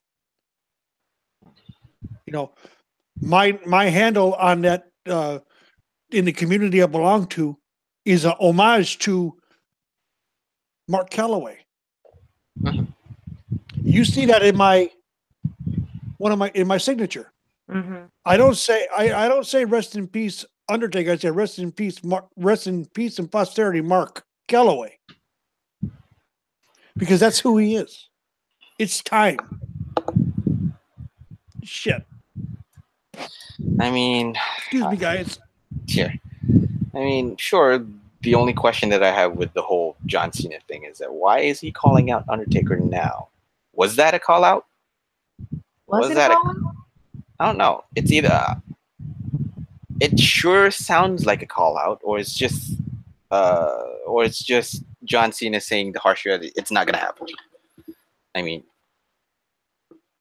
I don't know whether it's a good way of him to say that. Okay, this is not gonna happen. It's not gonna happen. That's it.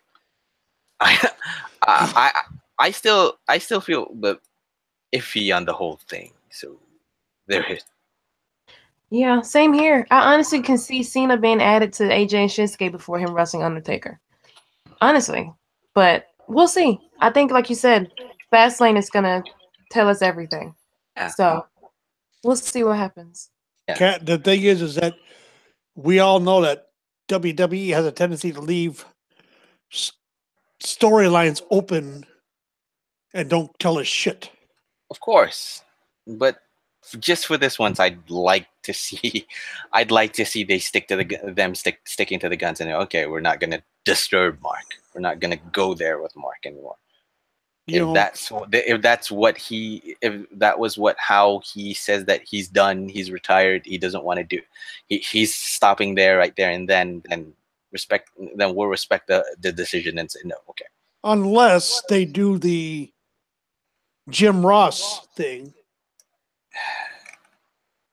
The Jim Ross end of Taker's career. Do you remember what it is, MDS? Because I do. I do too. I mean, like I said, I sure Monroe, hope that won't do you happen. understand what I'm talking about? I'm just. I don't actually. Okay, here's what Jim Ross said. 3-4 years ago on his podcast. It's there. You just got to find it on the Ross Report. Ross Report. They want to put this match together. Okay, fine. Cena's in a 6-pack challenge for the title at Fastlane, correct? Yeah. Yes. He's in a Give fatal. Cena the 17th title. Give it to him. And at the end, after the match is over and Cena is in the ring celebrating and the music is playing, all of a sudden the bell rings and the minions come out. And they wheel out a casket.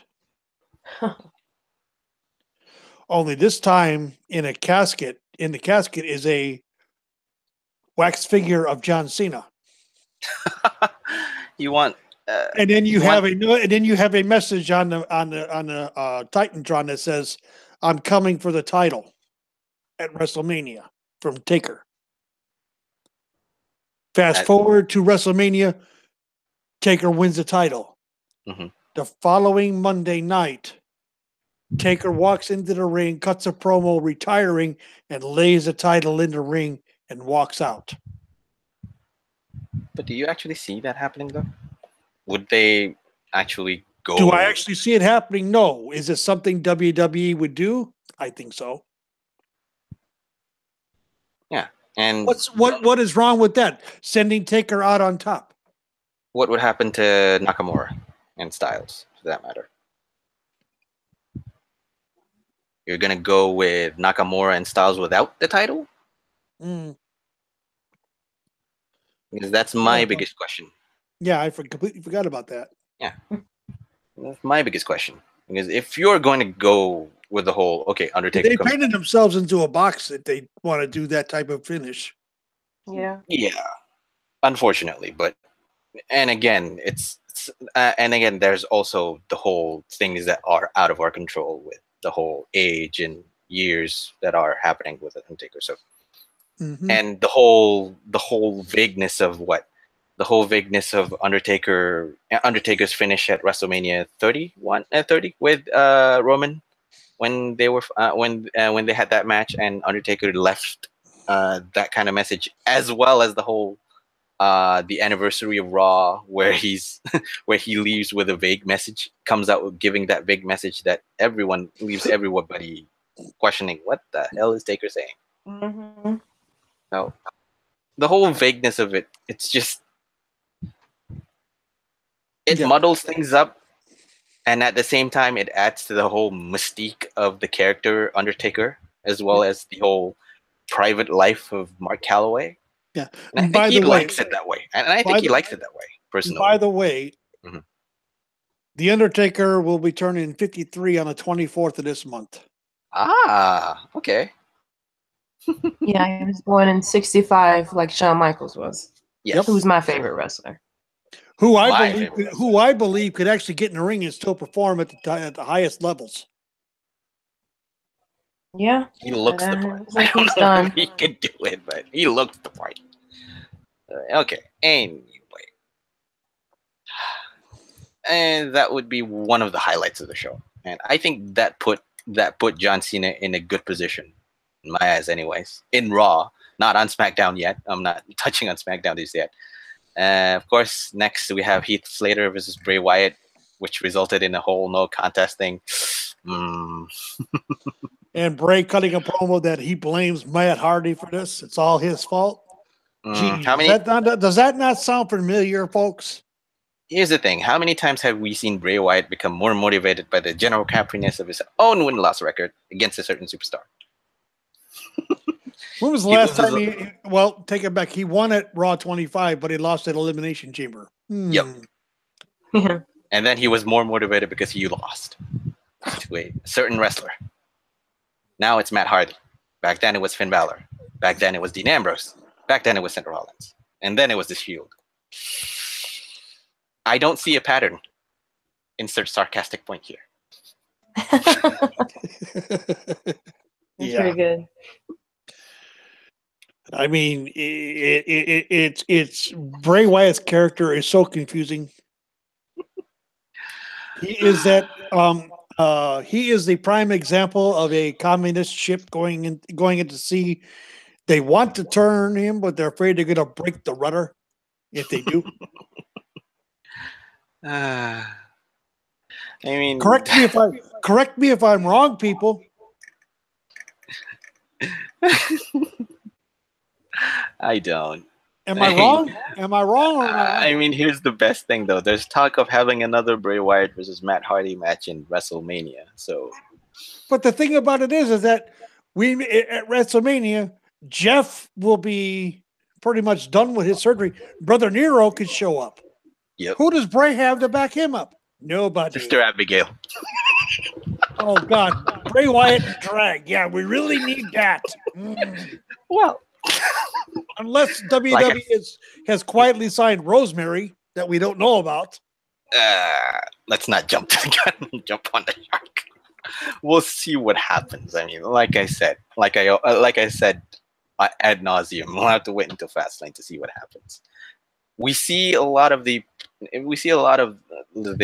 storylines for WrestleMania coming forth out of Elimination Chamber, which is both a good thing and a bad thing. It's just that for me, I think we'll have to see where SmackDown and Fastlane would come out for their road to WrestleMania, and then we could see the bigger picture, or the whole picture, hopefully. So yeah, that's it. And yes, I just skipped Heath Slater versus Bray Wyatt for a matter of 1 minute because that's how much I was invested in. Just 1 minute. Bye bye. I mean, the match never got started. Yeah, because he won. It was a no contest. There's nothing much happened. I mean, It's yeah. your fault, So we're Matt Hardy, that these innocent people got. Please, Bray, your shtick with that is getting old. You know, I mean, I will say this, and it's going to cause a stir. sure. Bo Dallas is more over than Bray. Sure. At least might be Bo right. Dallas's character has some kind of homage to someone, Sure. Yeah. and I wonder if Monroe can see it. I wonder if Monroe knows it. The old Bo Dallas character, like the No, the new Bo Bo Dallas Lee character. character? No, This the one, Bo this one, Dallas this one. character that's currently part of the Miztourage has an homage to somebody as part of his outfit. Do you know what it is? part of his outfit. Oh, I don't know. He wears a glove on his right hand, similar to Like who? his grandfather, Black Jack Mulligan. Oh, Go look at Black Jack Mulligan. He always wore a glove on his right hand. Okay. Well, I hate to break it to you guys, but we're gonna talk about TakersMinion's most favorite wrestler in the next match between Seth Rollins, Intercontinental Champion The Miz. Please put the strap on Seth Rollins. Make him a Grand Slam winner. That's the only thing he's missing. You always say that to anyone who fights The Miz. Please put the strap on this guy. Anybody but the Miz. I'm gonna go back to the anybody but you, Roman, and I will say that till the cows come home. And I believe Monroe would back me up. Put the strap on Seth Rollins. I'm okay with that. Seth Rollins is a much better performer because, you know, every match that Miz is in, we got to see the jump through the ropes clothesline in the corner. Hey, come on. We Get have him to some- see the skull crushing finale. We have to see. No. Where's my puke bucket? Damn it! Here you go. Yeah. No. Well, okay. Okay. Monroe, do you have anything while he's puking at the side over there? I'm okay now. Okay. I'd actually don't mind The Miz. There you go. I'm not saying he's the greatest ever. I Do you don't need another like him. You, Do you but I need can another- still live with it. Do you need another puke bucket, buddy? I don't? Okay. She just got marked. You know, she just got marked down a little bit for that botch. Sure. Okay. Continue on. Continue on. You're okay with the Miz. Okay. You're okay with the Miz. Okay. Good. I'm okay with him. Yeah, he's fine. He can cut a good promo here and there, but that's about all he does for me. I care more about Maurice, I think, than Miz. Okay. You care about what? Maurice. Okay. Yeah, she's hot. Okay. So I'll give you that. Okay. Here's my thought. I bet she's real. Well, shit. I saw her. What was it? 25. She even looked hotter being pregnant. It's like, oh damn. Yeah, she's gorgeous, pregnant. She's gorgeous. She is. She's gorgeous, flat out. So there's that. But even more so that she's pregnant. And again, that's a man thing. You'll understand it when you experienced it. I mean, I'll sitting there going, "Oh shit! What box did I open up now?" Right. I'll quickly pull out. I'll quickly pull out from the bag and just say, okay. And I will piss off TakersMinion if I say this, but the Miz and Rollins have solid in-ring chemistry. Yes, they are. So the match was never going to be any less than very good. My nitpick, it's predictable. It's formulaic. It's predictable. Like you said, we're going to see skull-crushing finales. We're going to see the Miz diving off and doing a suicide dive through the middle of the rope. The clothesline from the turnbuckle, from one end of the turnbuckle to another. The whole 9 yards for the Miz, as well as Seth Rollins. Welcome back. Thank you. Sorry. It's okay.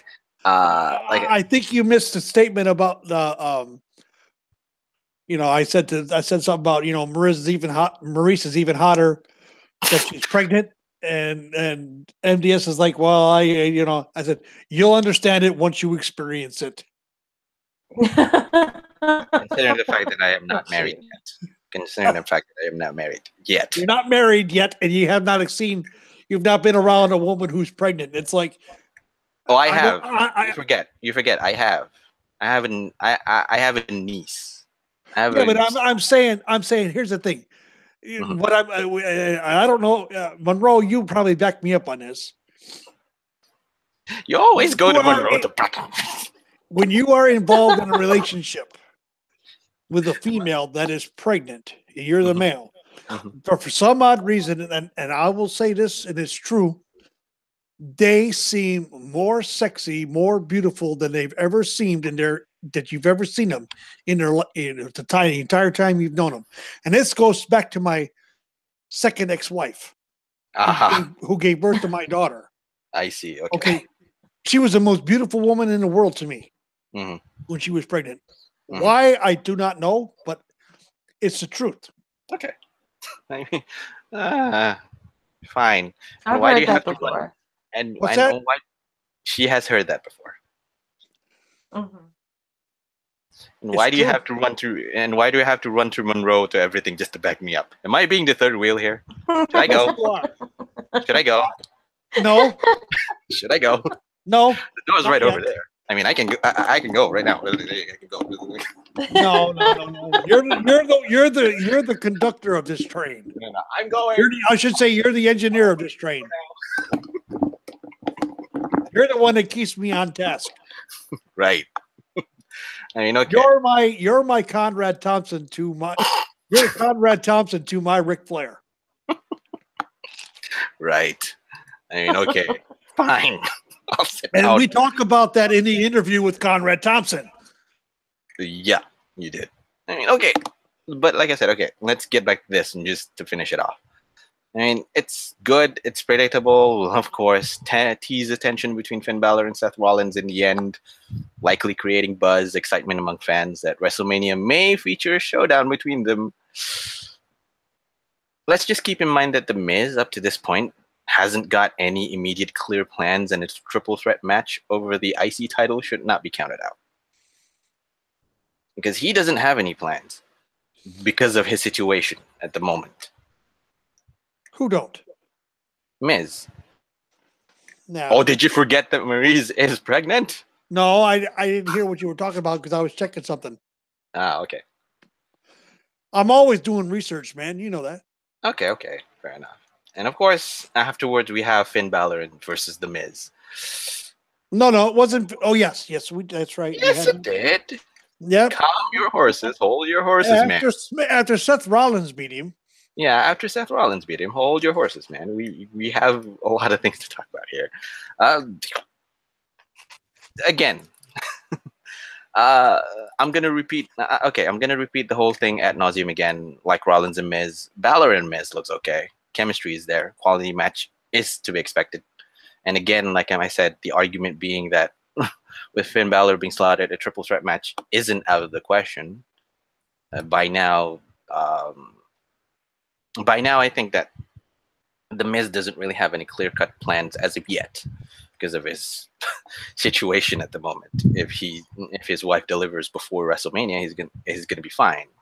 During WrestleMania, he's gonna have a problem. So Then why does he have the title? yeah, that's a good question. It's just that Seth Rollins and Finn Balor should be battling for that title. Yeah, and it's going to be hugely tricky. Number one, and number two, I do recall that The Miz says that he's going to be in WrestleMania. He's going to have to do a serious question if he's going to be divided over whether to see his first child being born or going to WrestleMania. Because I think, if I'm not mistaken, I think he knows that he needs to be on WrestleMania. He needs to be because he's the title. The IC title needs to be there for sure. Yeah, for sure. And he does know that. He does know that, and he does understand that. Yeah. It's just that his situation right now is quite tricky, and it's not in his control. It's in his wife's control. So, it's not really in her control either. Yeah, which is a slim thread to walk on anyway. But I digress. But again, both of these matches, I think we could collect it all into one huge bunch because it involves what? Finn Balor, The Miz, and Seth Rollins in a three-way dance, so to speak. And yeah, another multi-person match. I actually heard there's going to be like 5 people fighting for that title. Which 3 is fine. 5 is going to be splitting my mind to 5 parts, which I really don't like. So please don't do that again. Yeah, that's the rumor that I heard. Yeah, I mean, these one-on-ones matches are good. I mean, they showcase one person against one person, which I like. I like it simple.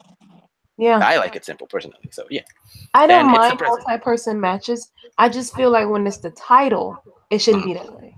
Mm-hmm. Only here and there, only on rare occasions should it be a triple threat or a fatal four-way. Mm-hmm. Not every other night. Mm-hmm. Agree. Please. I mean, okay. Here's the best. That's why I call it. That's why I call it the FTF match. Fuck the fans match. Okay. Here's one of the most interesting points that I got. It's surprising that The Miz somehow became the Iron Man on this one when Rollins did the Iron Man back in Royal Rumble. No, not Royal Rumble. Mm-mm. When did he wrestle? Match. Yeah, the gauntlet match in an hour. Yeah. That was on Raw last week. He did the gauntlet match for an hour. He's the Iron Man. And Finn Balor did the Iron Man in Royal Rumble. That's right. Yeah. So these 3 literally are Iron Men. It's interesting to me, damn it. I just see something. So I'm quickly going to move on. So you can have that. Okay, next one. I'm gonna move on. Okay, thank you. I don't need to. I don't need to be upset. I don't need any more upset stomach or puking. Puke buckets. Let's move on. Let's move on from The Miz before I get sick again. I do have another bucket. I don't need it. Okay, sure. Next, one other highlight of the show: Roman Reigns pulling off that promo addressing Brock Lesnar and Paul Heyman. Oh God! His best mic work to date. Moral of the story: let Roman Reigns talk like Roman Reigns, not the whole suffering succotash Roman Reigns. Stop forcing promos on him. Let him speak with intensity and attitude. Let him be himself. Let him be the badass that we know he could be. Let him talk on the stick like he did with John Cena. Thank you very much. Yeah. Let Roman Reigns talk like Roman Reigns. No more suffering succotash. No more Vince 2017 promo book. Thanks. Mm-hmm. a great. This was great. I urge you to listen to it. I'd urge you to listen to it again. God, I could put that on loop and listen to it for hours because that was some of his best mic work in, I think possibly with the line of his career, I think. One of the best lines of his career. One of his best lines, next to the 5-word promo after WrestleMania last year. Ah, yeah, sure. This is my yard now. This one is, I don't respect Brock Lesnar, and I damn sure don't fear that bitch. Basically, that's what he said. Yep. It is exactly what he said. So. That just... And I think Monroe would agree with that. And it... Yeah. I mean, Did you see said promo? That's the question. I did not actually. Oh, girl, you need to go watch. Go watch it. I'll go watch it. I mean, even if it was blurred in a little bit of realism about whole backstage frustration over the Lesnar situation and all that, it's still it manages to tread the fine line between, is this a work or is this a shoot? We need more of that in WWE. Yeah. You need more work. You need more work shoot stuff. I love more realism. I love when they blur the line like that. I absolutely love it because when my wife saw the promo, she's like, "Holy shit! Is this real or is this fake?" She couldn't tell, and she is one of the most disconcerting people when it comes to pro wrestling. She only watches it because I love it so. She's like, I could care less. She's old school like I am. She remembers seeing the Crusher and Dick the Bruiser and stuff like that. Hell, her mother has pictures. This is no shit. I've seen them of her at a local bar in South Milwaukee with her dad on the shoulders of Terry Lasowski, aka the Crusher. Wow. That's awesome. It is. And her mother knows I want those goddamn pictures. She knows it. Because it's like, that was one of my heroes. Crusher was one of my heroes, just like the Bruiser was. I absolutely love those two. But listening to this promo from Roman reminded me of wrestling back in the late, early 70s, early to mid 70s. Because you couldn't tell if the anger was real or not. Yeah. Most of it was real then, though. Most of it. Yes, I know the whole thing. I know the whole thing. I saw Dick the Bruiser and the Crusher versus Dick Murdoch and Dusty Rhodes at Chicago's International Amphitheater in 1974. Sitting 60 rows from ringside at that time, I heard Dick the Bruiser punch Dick Murdoch in the mouth, and I actually heard teeth clicking. Woo! All the way up there. So that tells you how stiff that match was. You're in the Chicago area? I'm originally I'm in Iowa. I'm in Dubuque, Iowa now. I see. But that's where I got introduced to wrestling, was in Chicago. Okay. And okay. Wow. I know the whole yeah. And I know the whole suffering succotash joke is about 3 years old already. Yeah. It's old and ridiculous, and it's what I remember most about it. Most about the bad ones anyways, but yeah. But it still makes a point though. I mean, you can use it. It's old now, but you can use it to make a point, which is let these guys be themselves. In all sense and purposes, yeah. Thank you. No, we're not doing this again. No, Thank Taker. you, No, thank you. No. Thank you. No. We're moving on. We're moving on. Thank you. We're moving on. You just said something that I have. Shut up. NDS, shut up. Ah! It's happening. You said something that I have advocated for. I have been an advocate for 3 years. Let the wrestlers be themselves.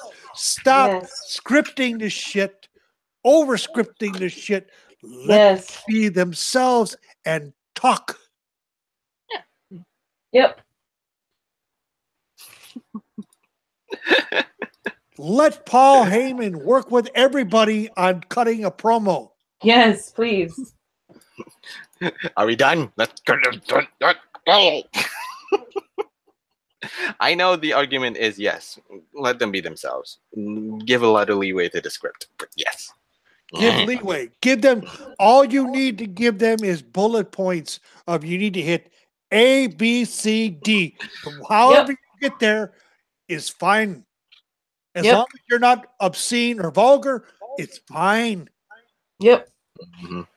That'll separate the good from the bad right there. All these people you think are great gonna fall to the wayside if they did that.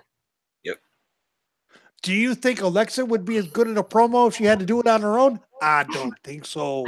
Absolutely not. But I know her own commentary. Jeez.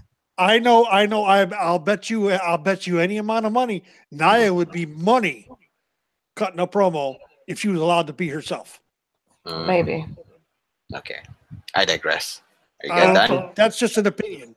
Yeah, I know. Are you done? Or should I give you... I think I'm going to puke. I'm going to puke. Okay, go ahead, puke. Never mind. Okay. Well, how are you having fun yet, Monroe, while NBS goes in puke? Are you having fun yet? Oh, absolutely. I'm done.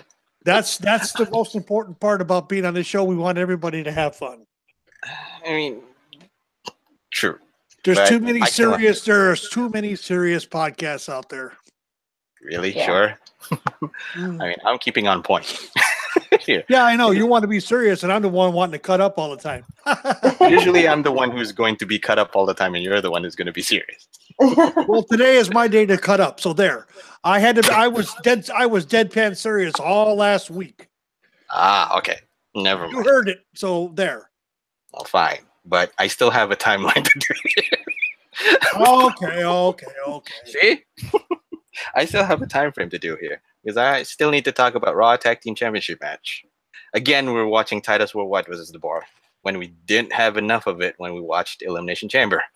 If we didn't have enough of it, we're watching it with a 2 out of 3 falls match. Stupid ass match. Yeah.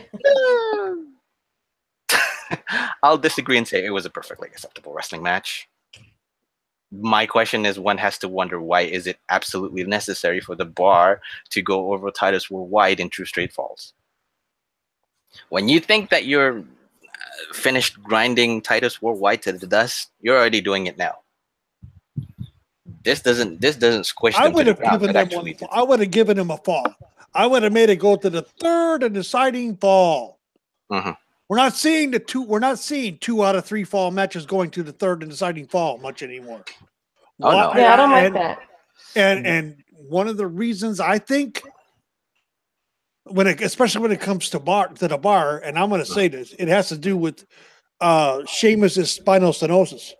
Mm-hmm. I know, but they're going to milk this out as much as they can. And I know that Sheamus, I don't know.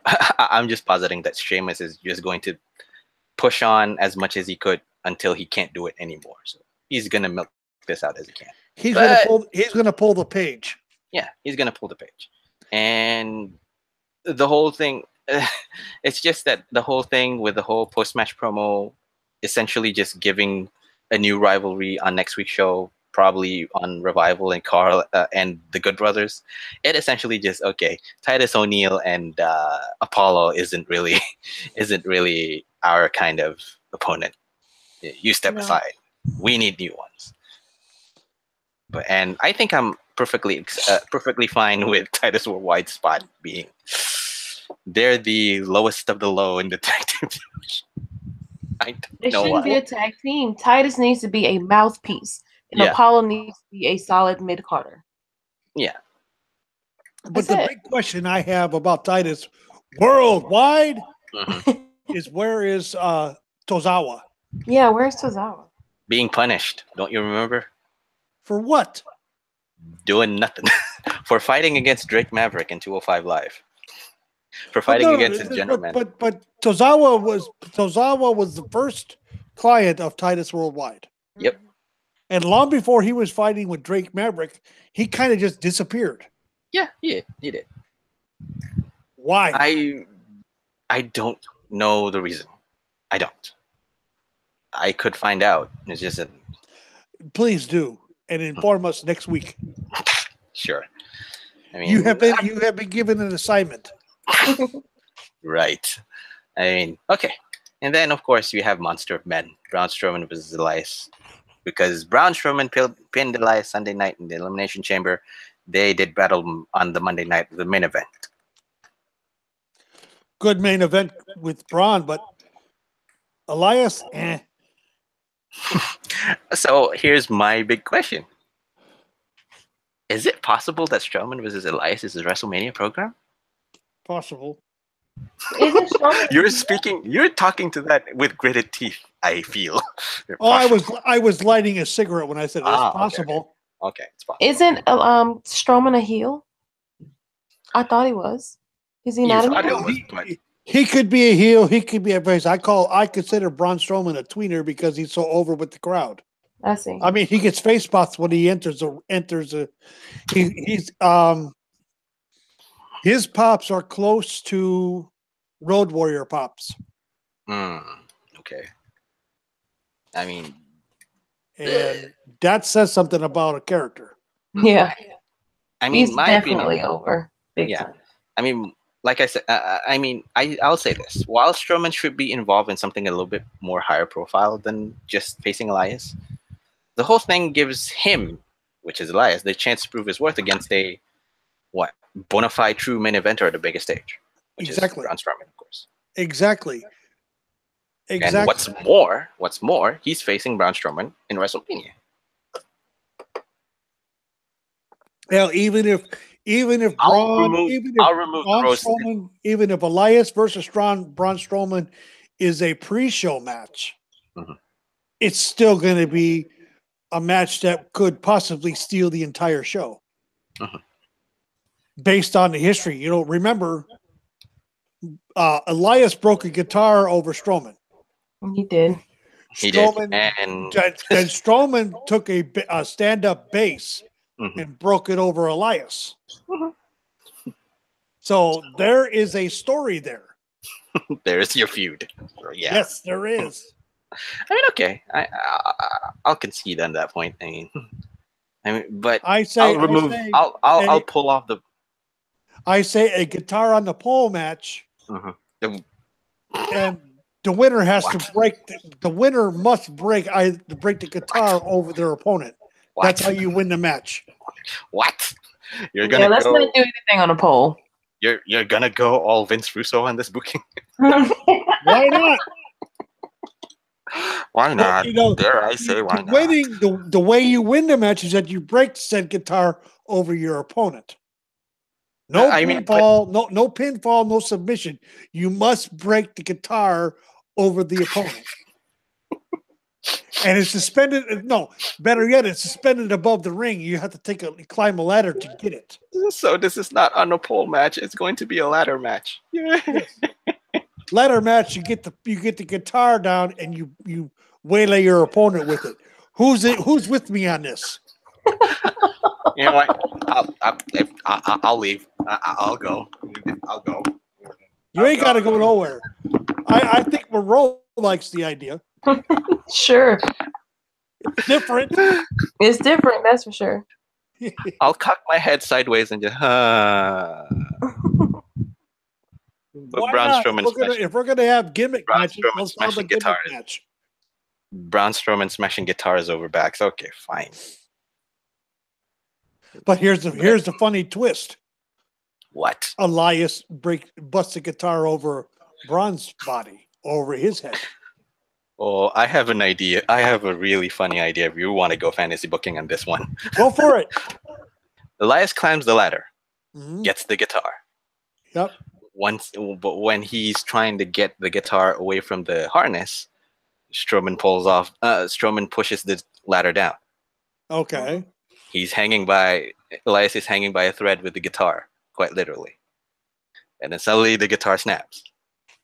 Elias falls down, inadvertently brings the guitar on Braun Strowman's head. Wow. Elias wins because he smashes the guitar on the head. Why not? Chat, don't kill me. Don't kill me on this. I'm just fantasy booking. I'm saying this with gritted teeth and a heavy heart. Please don't.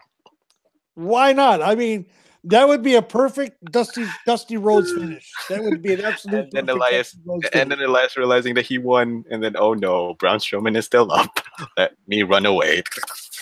WrestleMania moment right there. Yeah. WrestleMania moment for Elias. He defeated Braun Strowman. He's over. That's it.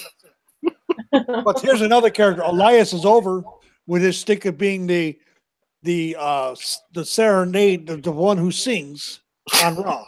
The crowd wants to walk with Elias, but the minute he starts, they start going after him. So it's like Counterproductive. Yeah. Okay. but we all know it's his It's his gimmick. It is stick. It's his gimmick, and the crowd loves it. Mhm. And the crowd loves booing it. So, but I'll take up both of you guys' rose tinted fantasy booking glasses and just say this: if that happens, Elias is going to WrestleMania. Isn't that a good thing for the guy? Wow. Yes, it is. It is. I mean, just when we thought that the guy could only work as a mid-card or low-card jobber, he's going to WrestleMania as one. I mean, Give me Braun, give me Elias, give me Apollo, give me the next generation of wrestlers, and push them, promote them, write them in logical storylines, and let them wrestle. That's what I want. I want new stars. Tired of the Cenas and the Ortons, I want new stars. I mean, Roman is a new star. Roman is a new star. Like I said, I don't have anything against Roman. Just like I said, logical writing still for Roman too. Yeah. Logical writing for Finn Balor. I like Finn Balor, absolutely. I love him. I love him as a wrestler. He's great. He's good as people say, "Oh, he's nothing but an interest." No, look at his technical skill in the ring. Give us a true Balor club. Have the Good Brothers join him ringside. Put a female with him too. That would be awesome. Yeah. Who's your I have the perfect nominee for that spot. Who? Nikki Cross. Oh, okay. Wait. Nikki Cross? Put Nikki Cross in the club.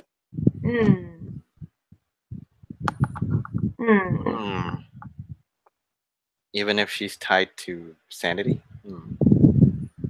Well, she's not so much tied to Sanity anymore because she hardly comes out with him anymore. True. She's more off on her own right now. I don't know if her character fits with the cool Bullet or Balor Club or whatever, you know? Yeah, I know. I understand that. But for smarks like myself, MVS, and yourself, we know this. But the casual wouldn't. It's an interesting suggestion. But, Yeah, I could see that, I guess. Who else would you suggest for the club there, MDS? You're You talking about my goddess? No. I'm not saying Asuka. Asuka stands alone. Asuka definitely stands alone. I already have a perfect name for you, and it's gonna surprise you. Who? Bianca Belair. That's who I was thinking. That's exactly who I was thinking. I can see it. I don't particularly care for her whipping people with her hair, but I like Bianca. But the next question is, do we want Balor Club to be a face faction or a heel faction? Oh, give them heel. Give them the tweener heel. Give them the tweener heel. I don't know whether you know about it, but I definitely know that they can work that. I'm sure because I'm sure Bullet Club with those three was heel faction in NJPW. Oh, hell yes. Technically, they still are, but they don't act like it. You want to talk about this current Bullet Club iteration? Not with Hiromu Takahashi with the Daryl. Well, he's not in Bullet Club. No. What's that? What'd you say about Hiromu? He's not in Bullet Club. He's not in Bullet Club. You forget, Taker. That's Hiromu LIJ. Takahashi isn't in Bullet Club. Lij owns Hiromu Takahashi. Okay, Lij. Excuse me. Yes. Sit in the And corner. speaking of Lij, this is this show. I don't know if you know for sure. Well, I'm pretty sure you do, Monroe. I have a faction started on Twitter and on a community that I belong to. It's called Los Ingobernables, the podcast. That's nice. Yep. LIP. You've seen it. I'm sure you've seen it. Yeah, I have. And it's gaining. I have permission from the powers that be to use it. And we all know who that is, don't we? No. Consejo Mundial de Lucha Libre. Wait, you didn't tell me that we actually got permission? I told you. I thought I told you. No, you didn't. We got permission from CMLL to use it. Holy fucking shit. What is it exactly? Is it just like to promote podcasts? The Ungovernables. The Ungovernables of the podcast. Yeah. Okay. I see. Usually the name Los Ingobernables is trademarked by CMLL. Right. But I mean, like, as far as the community goes, what exactly do they do? We're just a group that are ingovernable. I see. Right. You can join if you wish. Your podcast can join if they wish. You have to talk to them, and then you have to come to us and ask. There are 4 original members. That's interesting. I mean, okay. I still need to knock on one more thing before we cross to SmackDown. Okay. And I think it will be divisive. Ronda Rousey confronting the Authority on this one.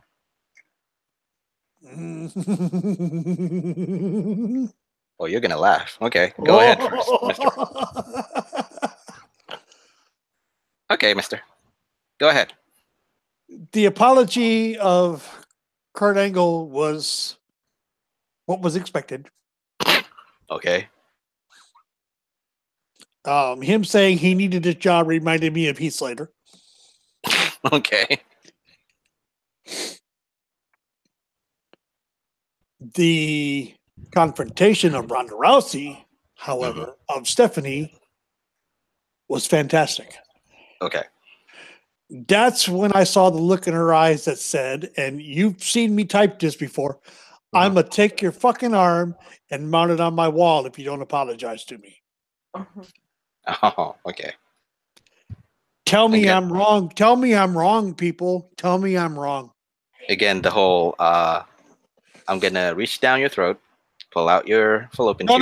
No. She was good. She's threatened to rip Stephanie's arm out of socket. Okay. This time it's legitimate physical. If you don't apologize to me, I will not hesitate to rip your arm out of its socket. Okay. And if you noticed, her hair was up in a bun. So she was ready to fight. That's why I said, if you look in her eyes, she was saying, I'm going to rip your fucking arm off and mount it on my wall. Okay. And what sold it for me was Stephanie looking at her right arm and looking down at her right shoulder and right arm like, okay. Yeah. I'm sorry. I'm so sorry. But we know the apology was not sincere. Of course. But said apology was given. Okay. The sucker punch of Kurt just solidified the WrestleMania match that's going to debut Ronda. It's Kurt and Ronda versus Trips and Stephanie. We know this. Yeah, because the whole battle line has been drawn in the Elimination Chamber. Yeah. Yep. Elimination Chamber was drawn, and it was finalized on Raw.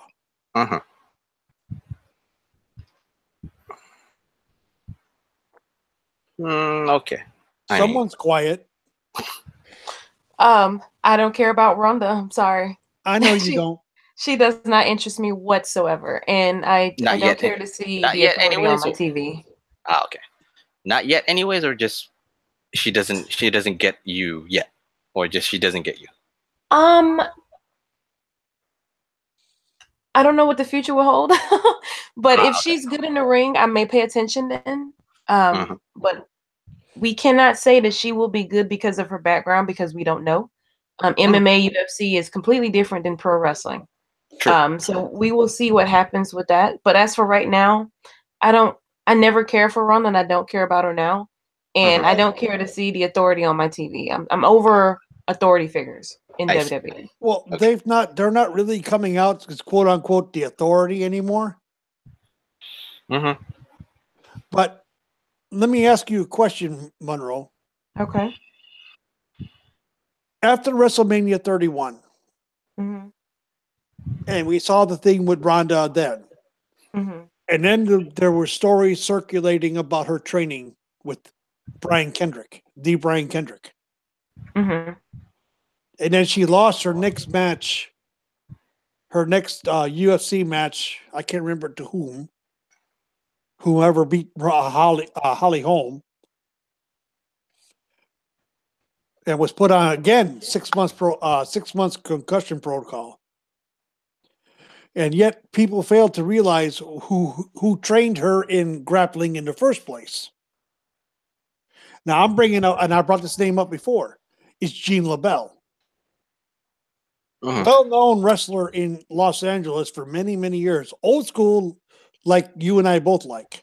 Mm-hmm. And since she was on concussion protocol with UFC, her contract ran out with them.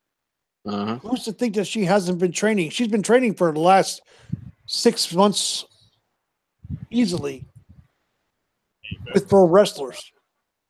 If you look at the video that's out, she knows quite a bit of the pro moves. Her cardio is there. I believe she's going to do quite well. That's my personal opinion. Not because of who she is, because of what her training is. Mhm.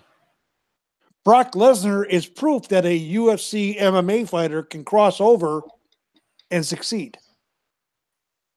So there is precedence. Okay. I'm not saying to you that you have to like her. I'm just saying that, be open-minded and see. Yeah, we'll see. We'll see. Give it time. Give it time. We'll I'm see. all in on it because I believe she's going to do well. Okay. I mean, I'll stand by the side of I'm gonna give her time.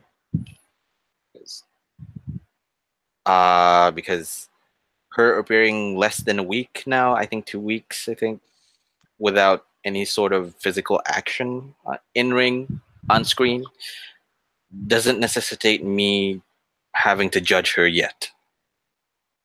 Her I hope debut she match does is well. going to be at Mania. We Yeah. already know this. Okay. Hope Which she is does why well. I said we'll see. I don't know how she is in the ring, Mhm. and we'll see. I don't hate Ronda. I just don't care enough Yet. right now I, about I think you're afraid she's going to be the female Brock Lesnar, which is a lot of people's concern, and it's warranted. To be fair, Yeah. I don't really see her as the next Brock Lesnar or a female version of the Brock Lesnar. She's Ronda Rousey. She can be herself if she wanted to.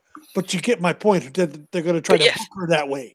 Yeah, yeah. That's a big concern by a lot of people in the IWC. Like I said, again, give her time.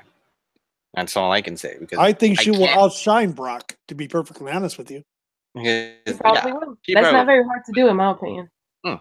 Because I just don't want to put on my rose-tinted glasses and say immediately, bam, she's gonna do well. She's gonna do great, without me seeing the body of her work.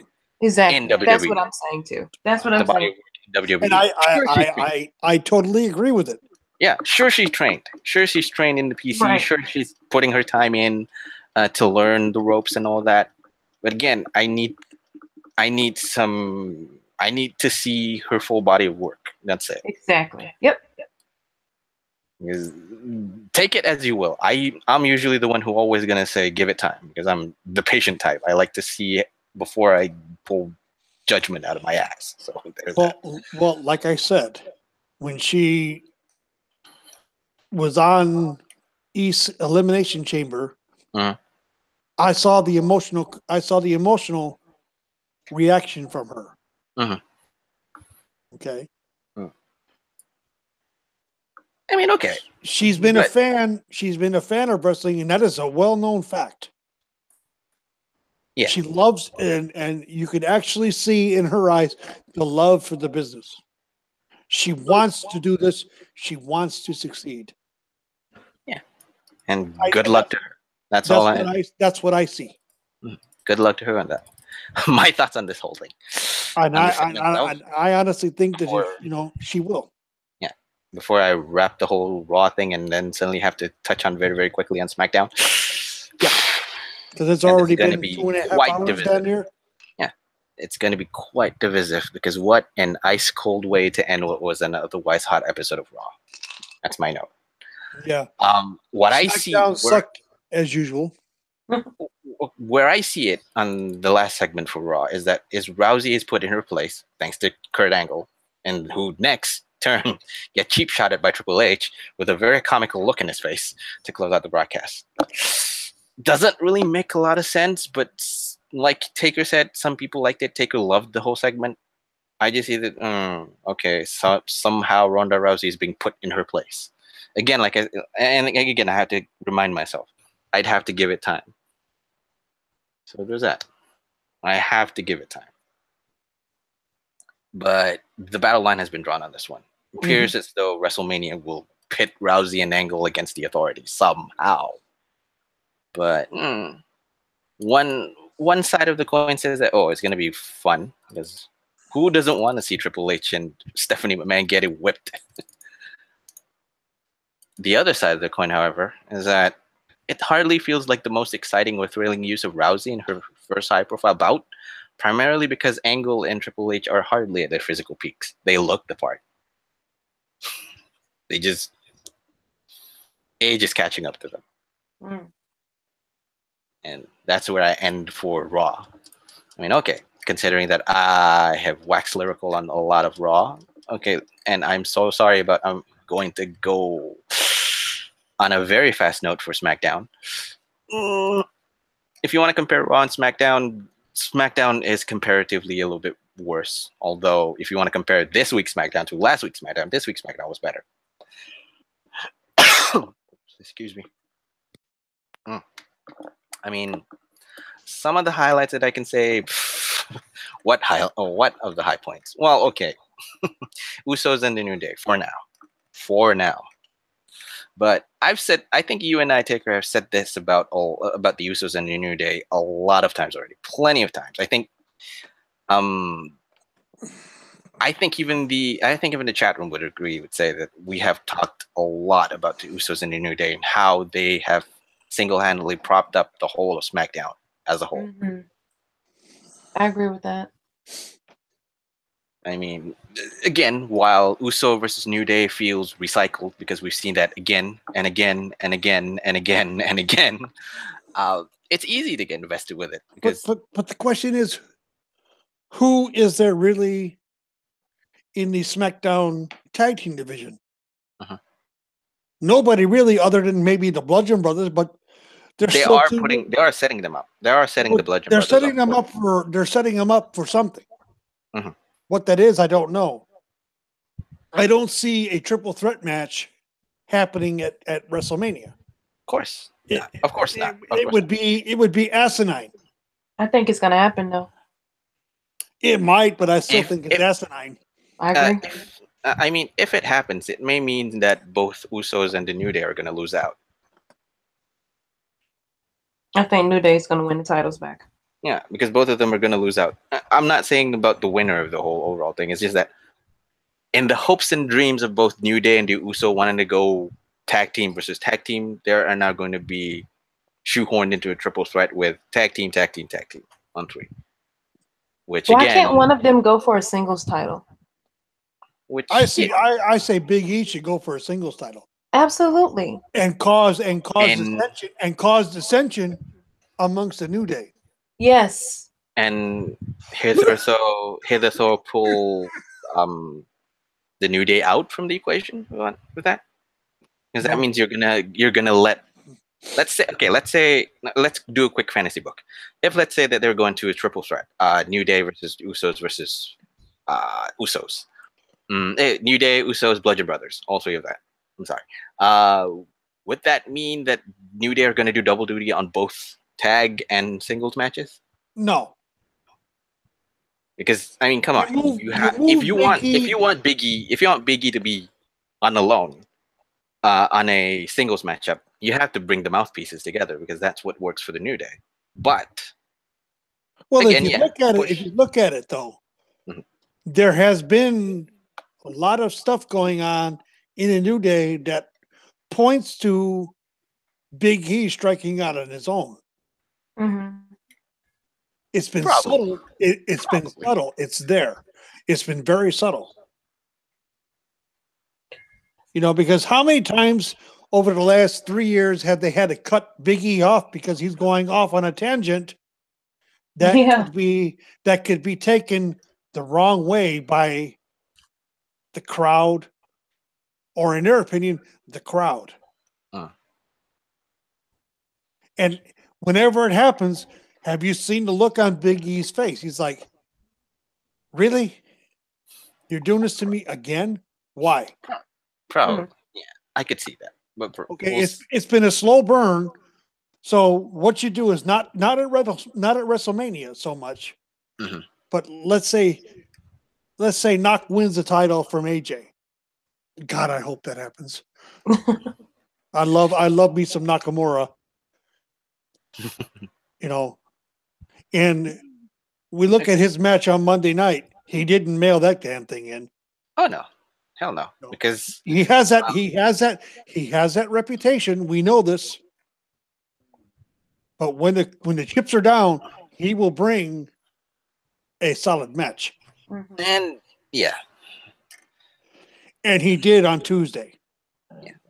I mean, Nakamura needs to have this kind of matches where, well, basically speaking, he's piling on wins and wins ahead of his big title bout in WrestleMania. So yeah, he should be doing this kind of thing. The only loss on that end is, well, Rusev and the New Day, of course, because WWE needs to start listening to the crowd, though. There's a match right there.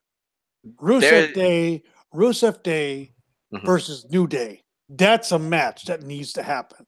Yeah, and WWE needs to listen. They need to start listening. The highly popular duo needs this story to dive into ASAP. They can, but they can't do the comedy wrestling stick all the time. They need to have something to go forward to. Tag team titles, probably better themselves up with the New Day. Yeah, okay, fine, sure. Let's do that. Let's see what happens. But WWE ain't listening. That's the sad thing. Yeah. One other highlight, and this is going to be a repeat of the Raw whole thing. John Cena. Somehow he won the whole thing again. He's desperate. The way I see it, John Cena is desperate. That's a bad thing for everyone else in WWE. He's desperate to be a part of the card in WrestleMania. Shane hesitant, but Daniel Bryan said that okay, he'll get in if he beats AJ Styles. LOL, Cena wins. Yep. LOL, Cena wins. LOL, Cena wins. And I should have brought this up earlier. It's almost as bad as LOL, Alexa wins. Okay. Yep. Okay. Alexa is being booked like Cena. I'm sorry. Yes, it's true.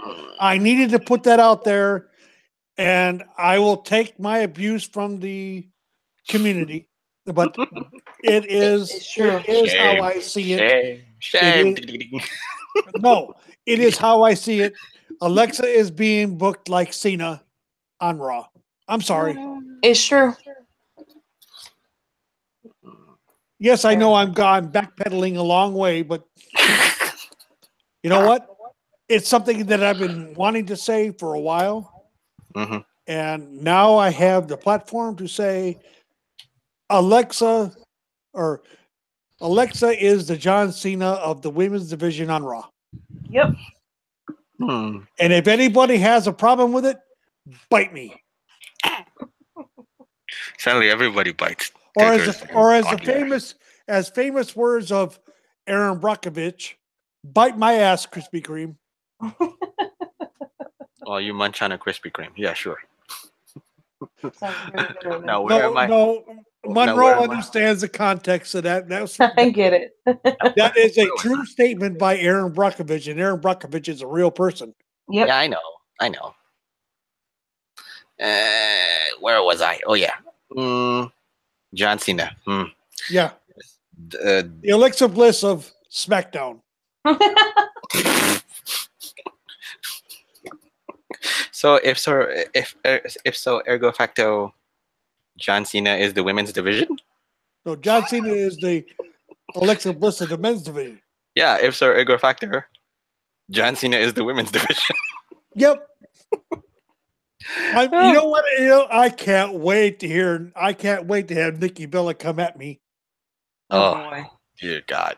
Don't bring that name up, please. She may pop up. Oh dear God. You know what? Remember, Nikki Bella was the one who neutered Baron, Baron or Baron was Corbin. it Baron Corbin. Maureen Corbin?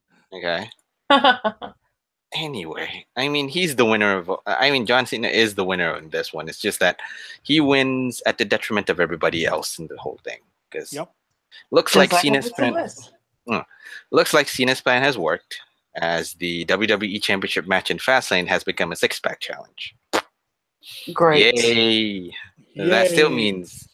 A major fuck the fans match, but here's one sliver lining that I can pull. That still means that the desperation of the veteran or of the main eventer in John Cena has to fight 5 other superstars to emerge victorious.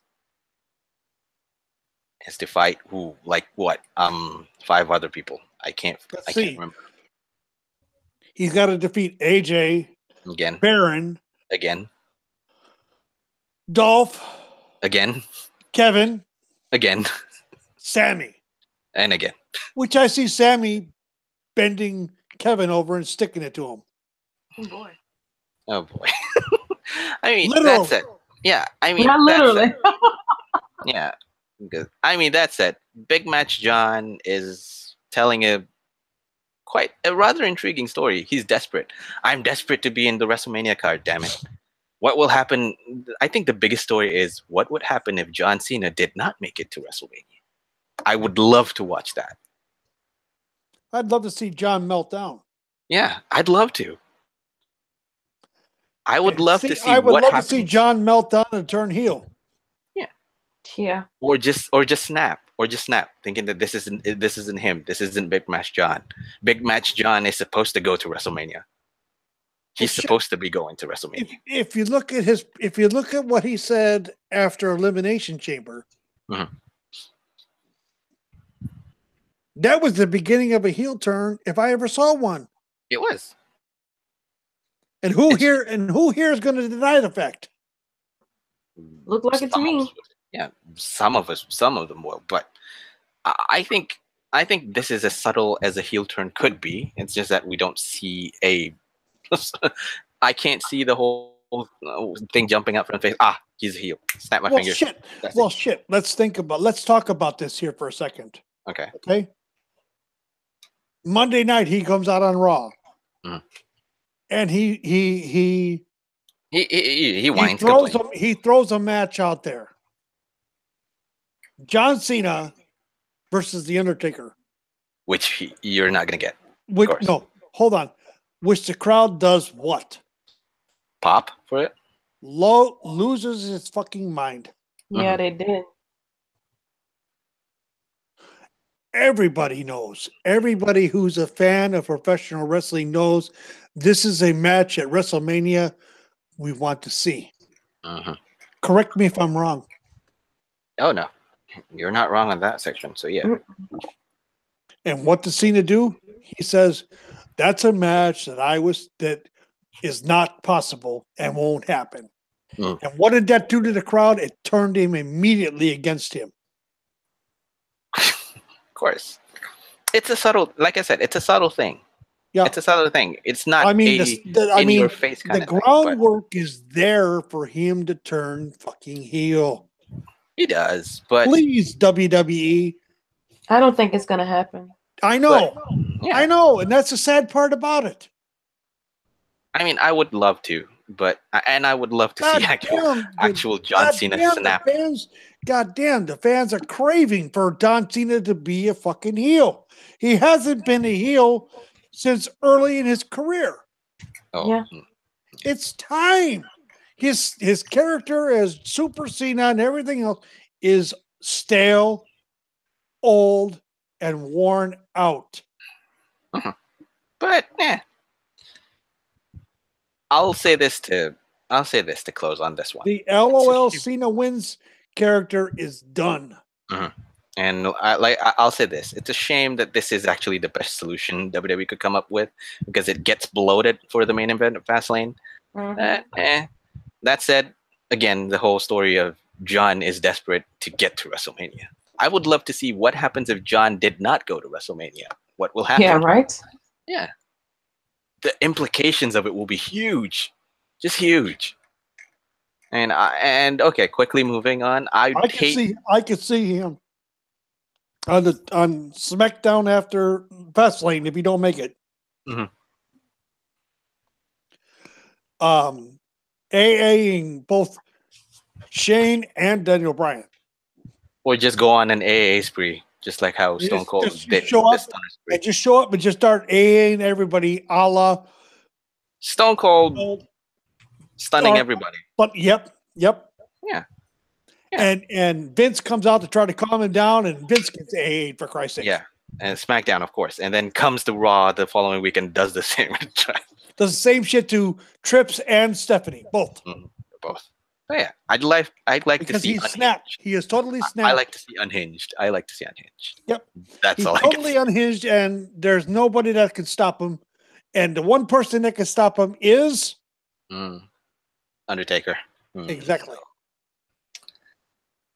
Please give us someone else. I was gonna say Roman Reigns. What's that? Yeah, please give. I was gonna say Roman Reigns was the only one that could stop him. Oh yeah. Yeah, but Roman Reigns is tied up with Brock Lesnar. Oh. But that can be your main event for next WrestleMania. John Cena versus Roman Reigns. Yep. You want to wait? You want a year's build up on that? I don't see it happening. Well, John Cena is desperate, my friend.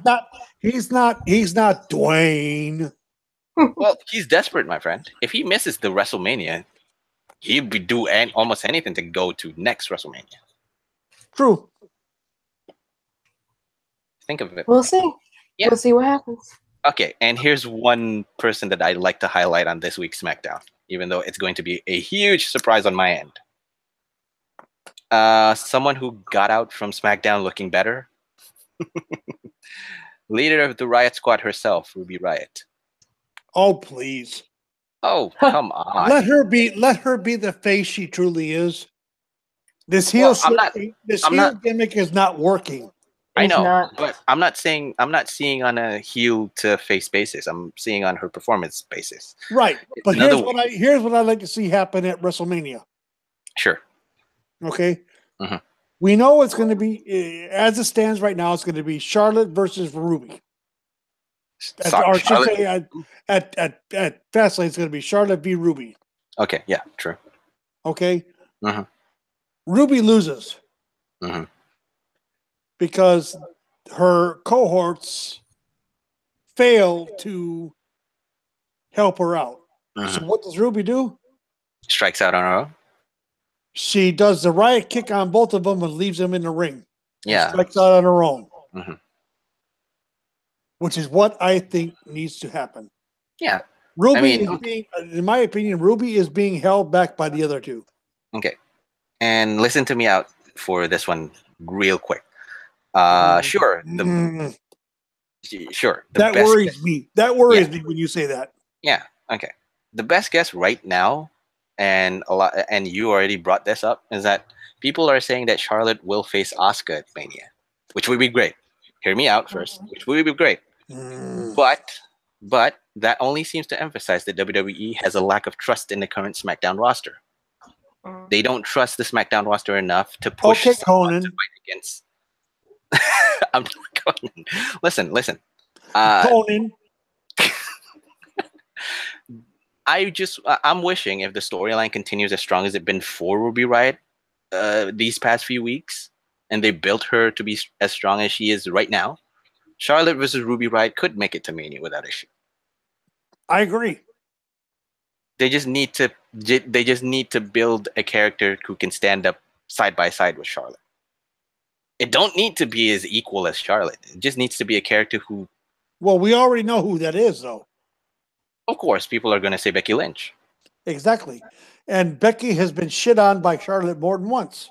That's why it's not Becky Lynch. Yeah. Because of her booking. Because of Becky is like not there. She's not doing anything. But then who do you see as her backup? Carmella? God, no. I see Carmella failing a cash in at Mania. I hope she fails. Yeah.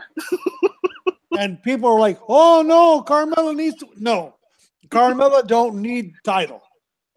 No, she don't. She's terrible. She does. She can, but She I is don't limited. know. She can, is but as I don't. limited in skill set as Nia. Absolutely. If not worse. And a lot of people don't know this. I'm sure. I don't know if you know this, Monroe, but you know who her dad is? Carmella? Yeah. Yes, Carmella's dad. You know who her dad is? I know it's a wrestler, but I don't know much of him. Yep. Jake the Milkman Milliman. Perennial jobber. The daughter of the carpenter. The daughter of the plumber. The daughter of the carpenter, actually. He's the daughter of a carpenter. Yes. Yep. The son of a plumber is someone else. Someone else we both know very well. So yeah. Gold Dust and Stardust. Dustin Rhodes and Cody Rhodes. Yeah, but like I said, it just first off, it proved that Riott can hang with the best. You just need to put her there so that she can give her a longer time to build momentum and whatnot, and make her into the spot, put her into the spot where it is now become more possible to believe that Riott could actually topple the Queen. There, I said it. But she doesn't need to, though. Well, she doesn't need to beat the Queen. She doesn't need to actually topple the Queen. But you just need to put people into the position that they believe that Ruby Riott could beat Charlotte. That's it. Yeah. But why does she, I love Charlotte. Don't get me wrong. I enjoy what she's done. She's got a lot of goodwill because of what's happened with her dad. People say she sucks as a face. No, she don't. No, she doesn't. No. She is doing the babyface work. She is doing the babyface work and is able to carry it and able to pull it off better than her father ever could. Okay, that's true. I mean, she's fairly limited. She's fairly limited to babyface, but I can agree that she is better than her father. Yeah, damn right. She is much better as a performer than her dad ever was. Because of course, yeah, when you look Ric Flair, instant heel. Charlotte, she can flip both ways. Sure, Ric she Flair can do was a heel for so long.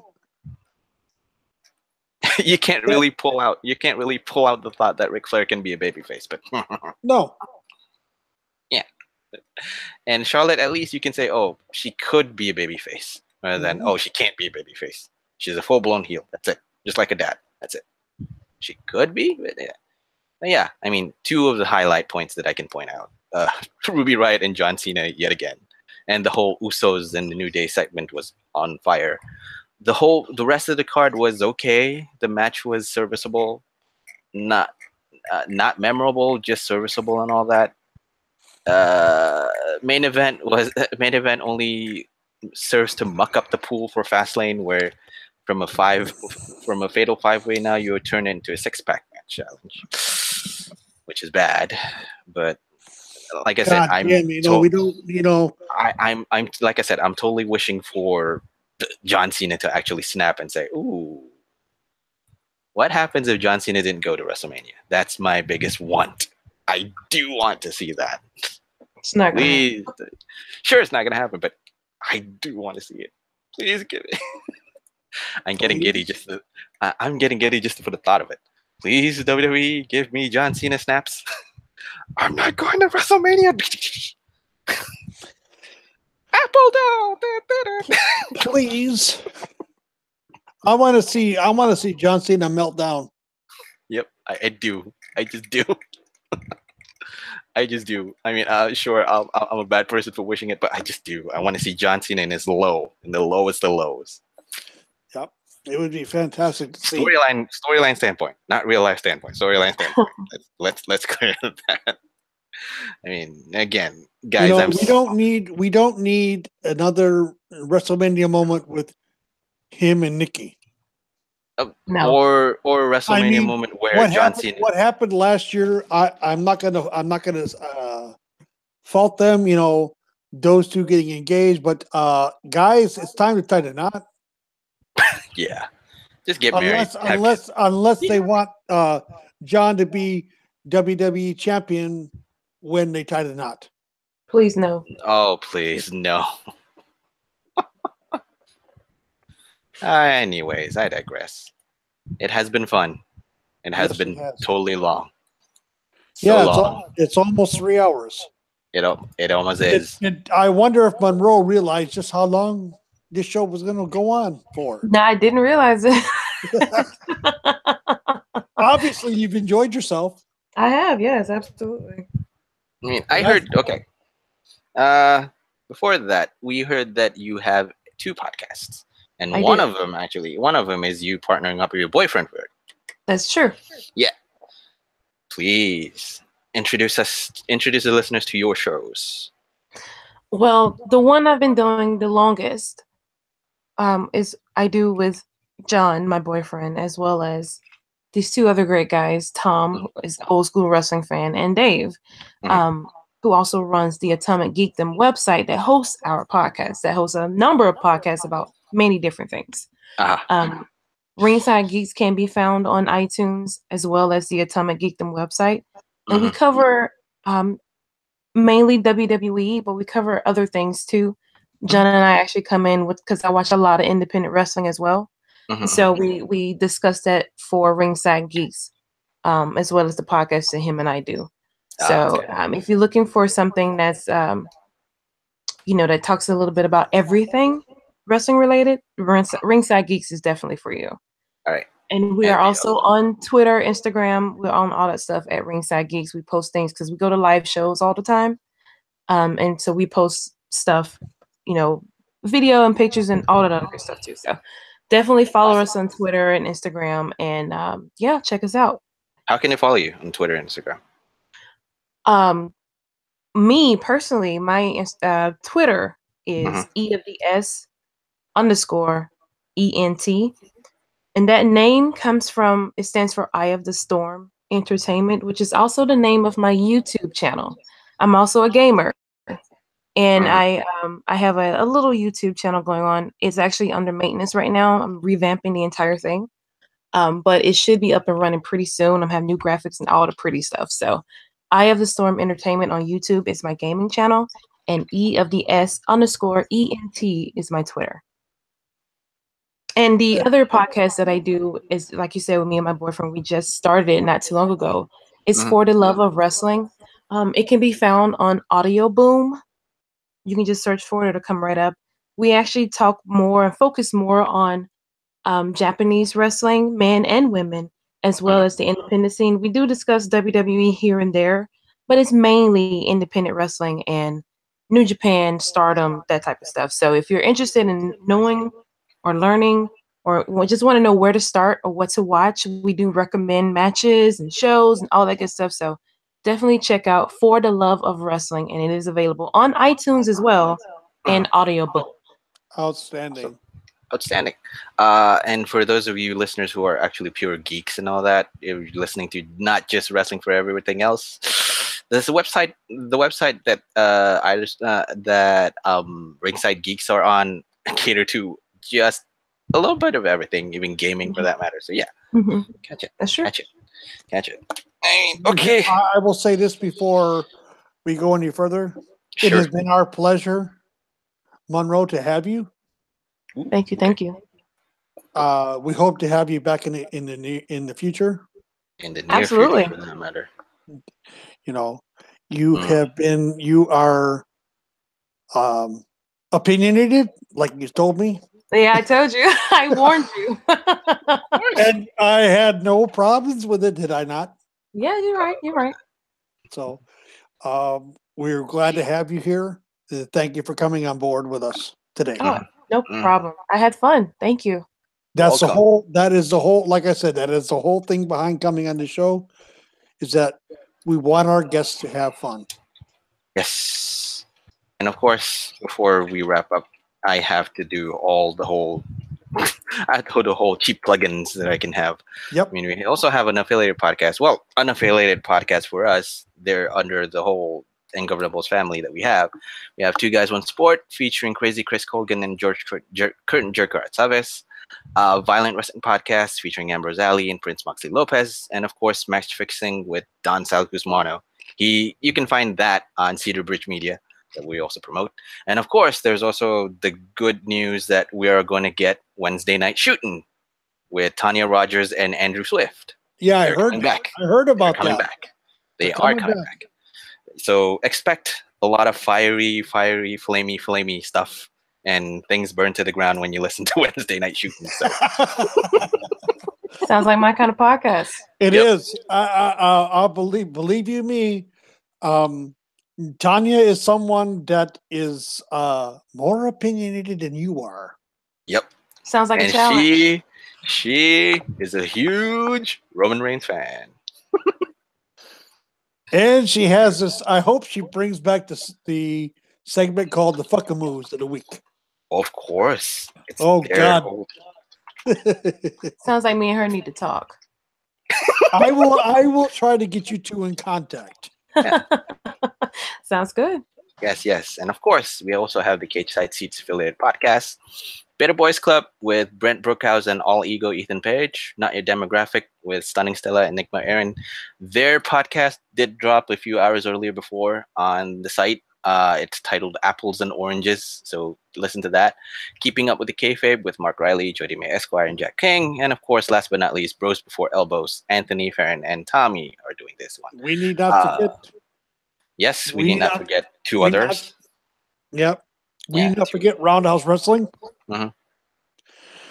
That is the young man called Dennis Cowell. Mm-hmm. Who has had a bad habit of changing the name of his podcast 3 times in the last 2 months. Wow. I hope he sticks with it this time. Damn it. Now I have totally forgotten. And then, of course, we have 2 other podcasts that we need to promote, featuring Conrad Thompson as co-host for both. What Happened When with him, Conrad Thompson, and Bruce Pritchard, as well as Something to Wrestle, featuring Connor Thompson as well. And no. You did I flip it? Did I flip it? You flipped it. It is Something to Wrestle with Conrad Thompson and Bruce Pritchard. Okay. And it is What Happened When with Conrad Thompson and Tony Schiavone. Yes, folks. MDS taking leave has severely messed up his brain somehow, severely. But anyway, that's nothing unusual for you. But anyway, I digress. Yeah, and has been fun. This has been Shooting the Breeze, episode 34. The boys are back in town, guys. Yes, we finally got back together after 2 weeks. 2 weeks. Yep. First, Everybody you went off weekend, and don't forget. Please don't remember what we say is not gospel. It is just our opinions. It's just opinions. That's You can right. disagree. You can agree. You can always right. sound it off. As always, thank you, chat, for being so vocal on it. Especially Madeline, you are so vocal on it, as well as the rest of you guys. Please give your thoughts, give your opinions. We'll always read it out. We'll always think about it and whatnot. So, again, this has been episode 34. It is in the archives. So we'll see you on next week. I'm MDS. That's Taker. That's Monroe. That's me. Thank you, guys. Bye. Bye. Thank you.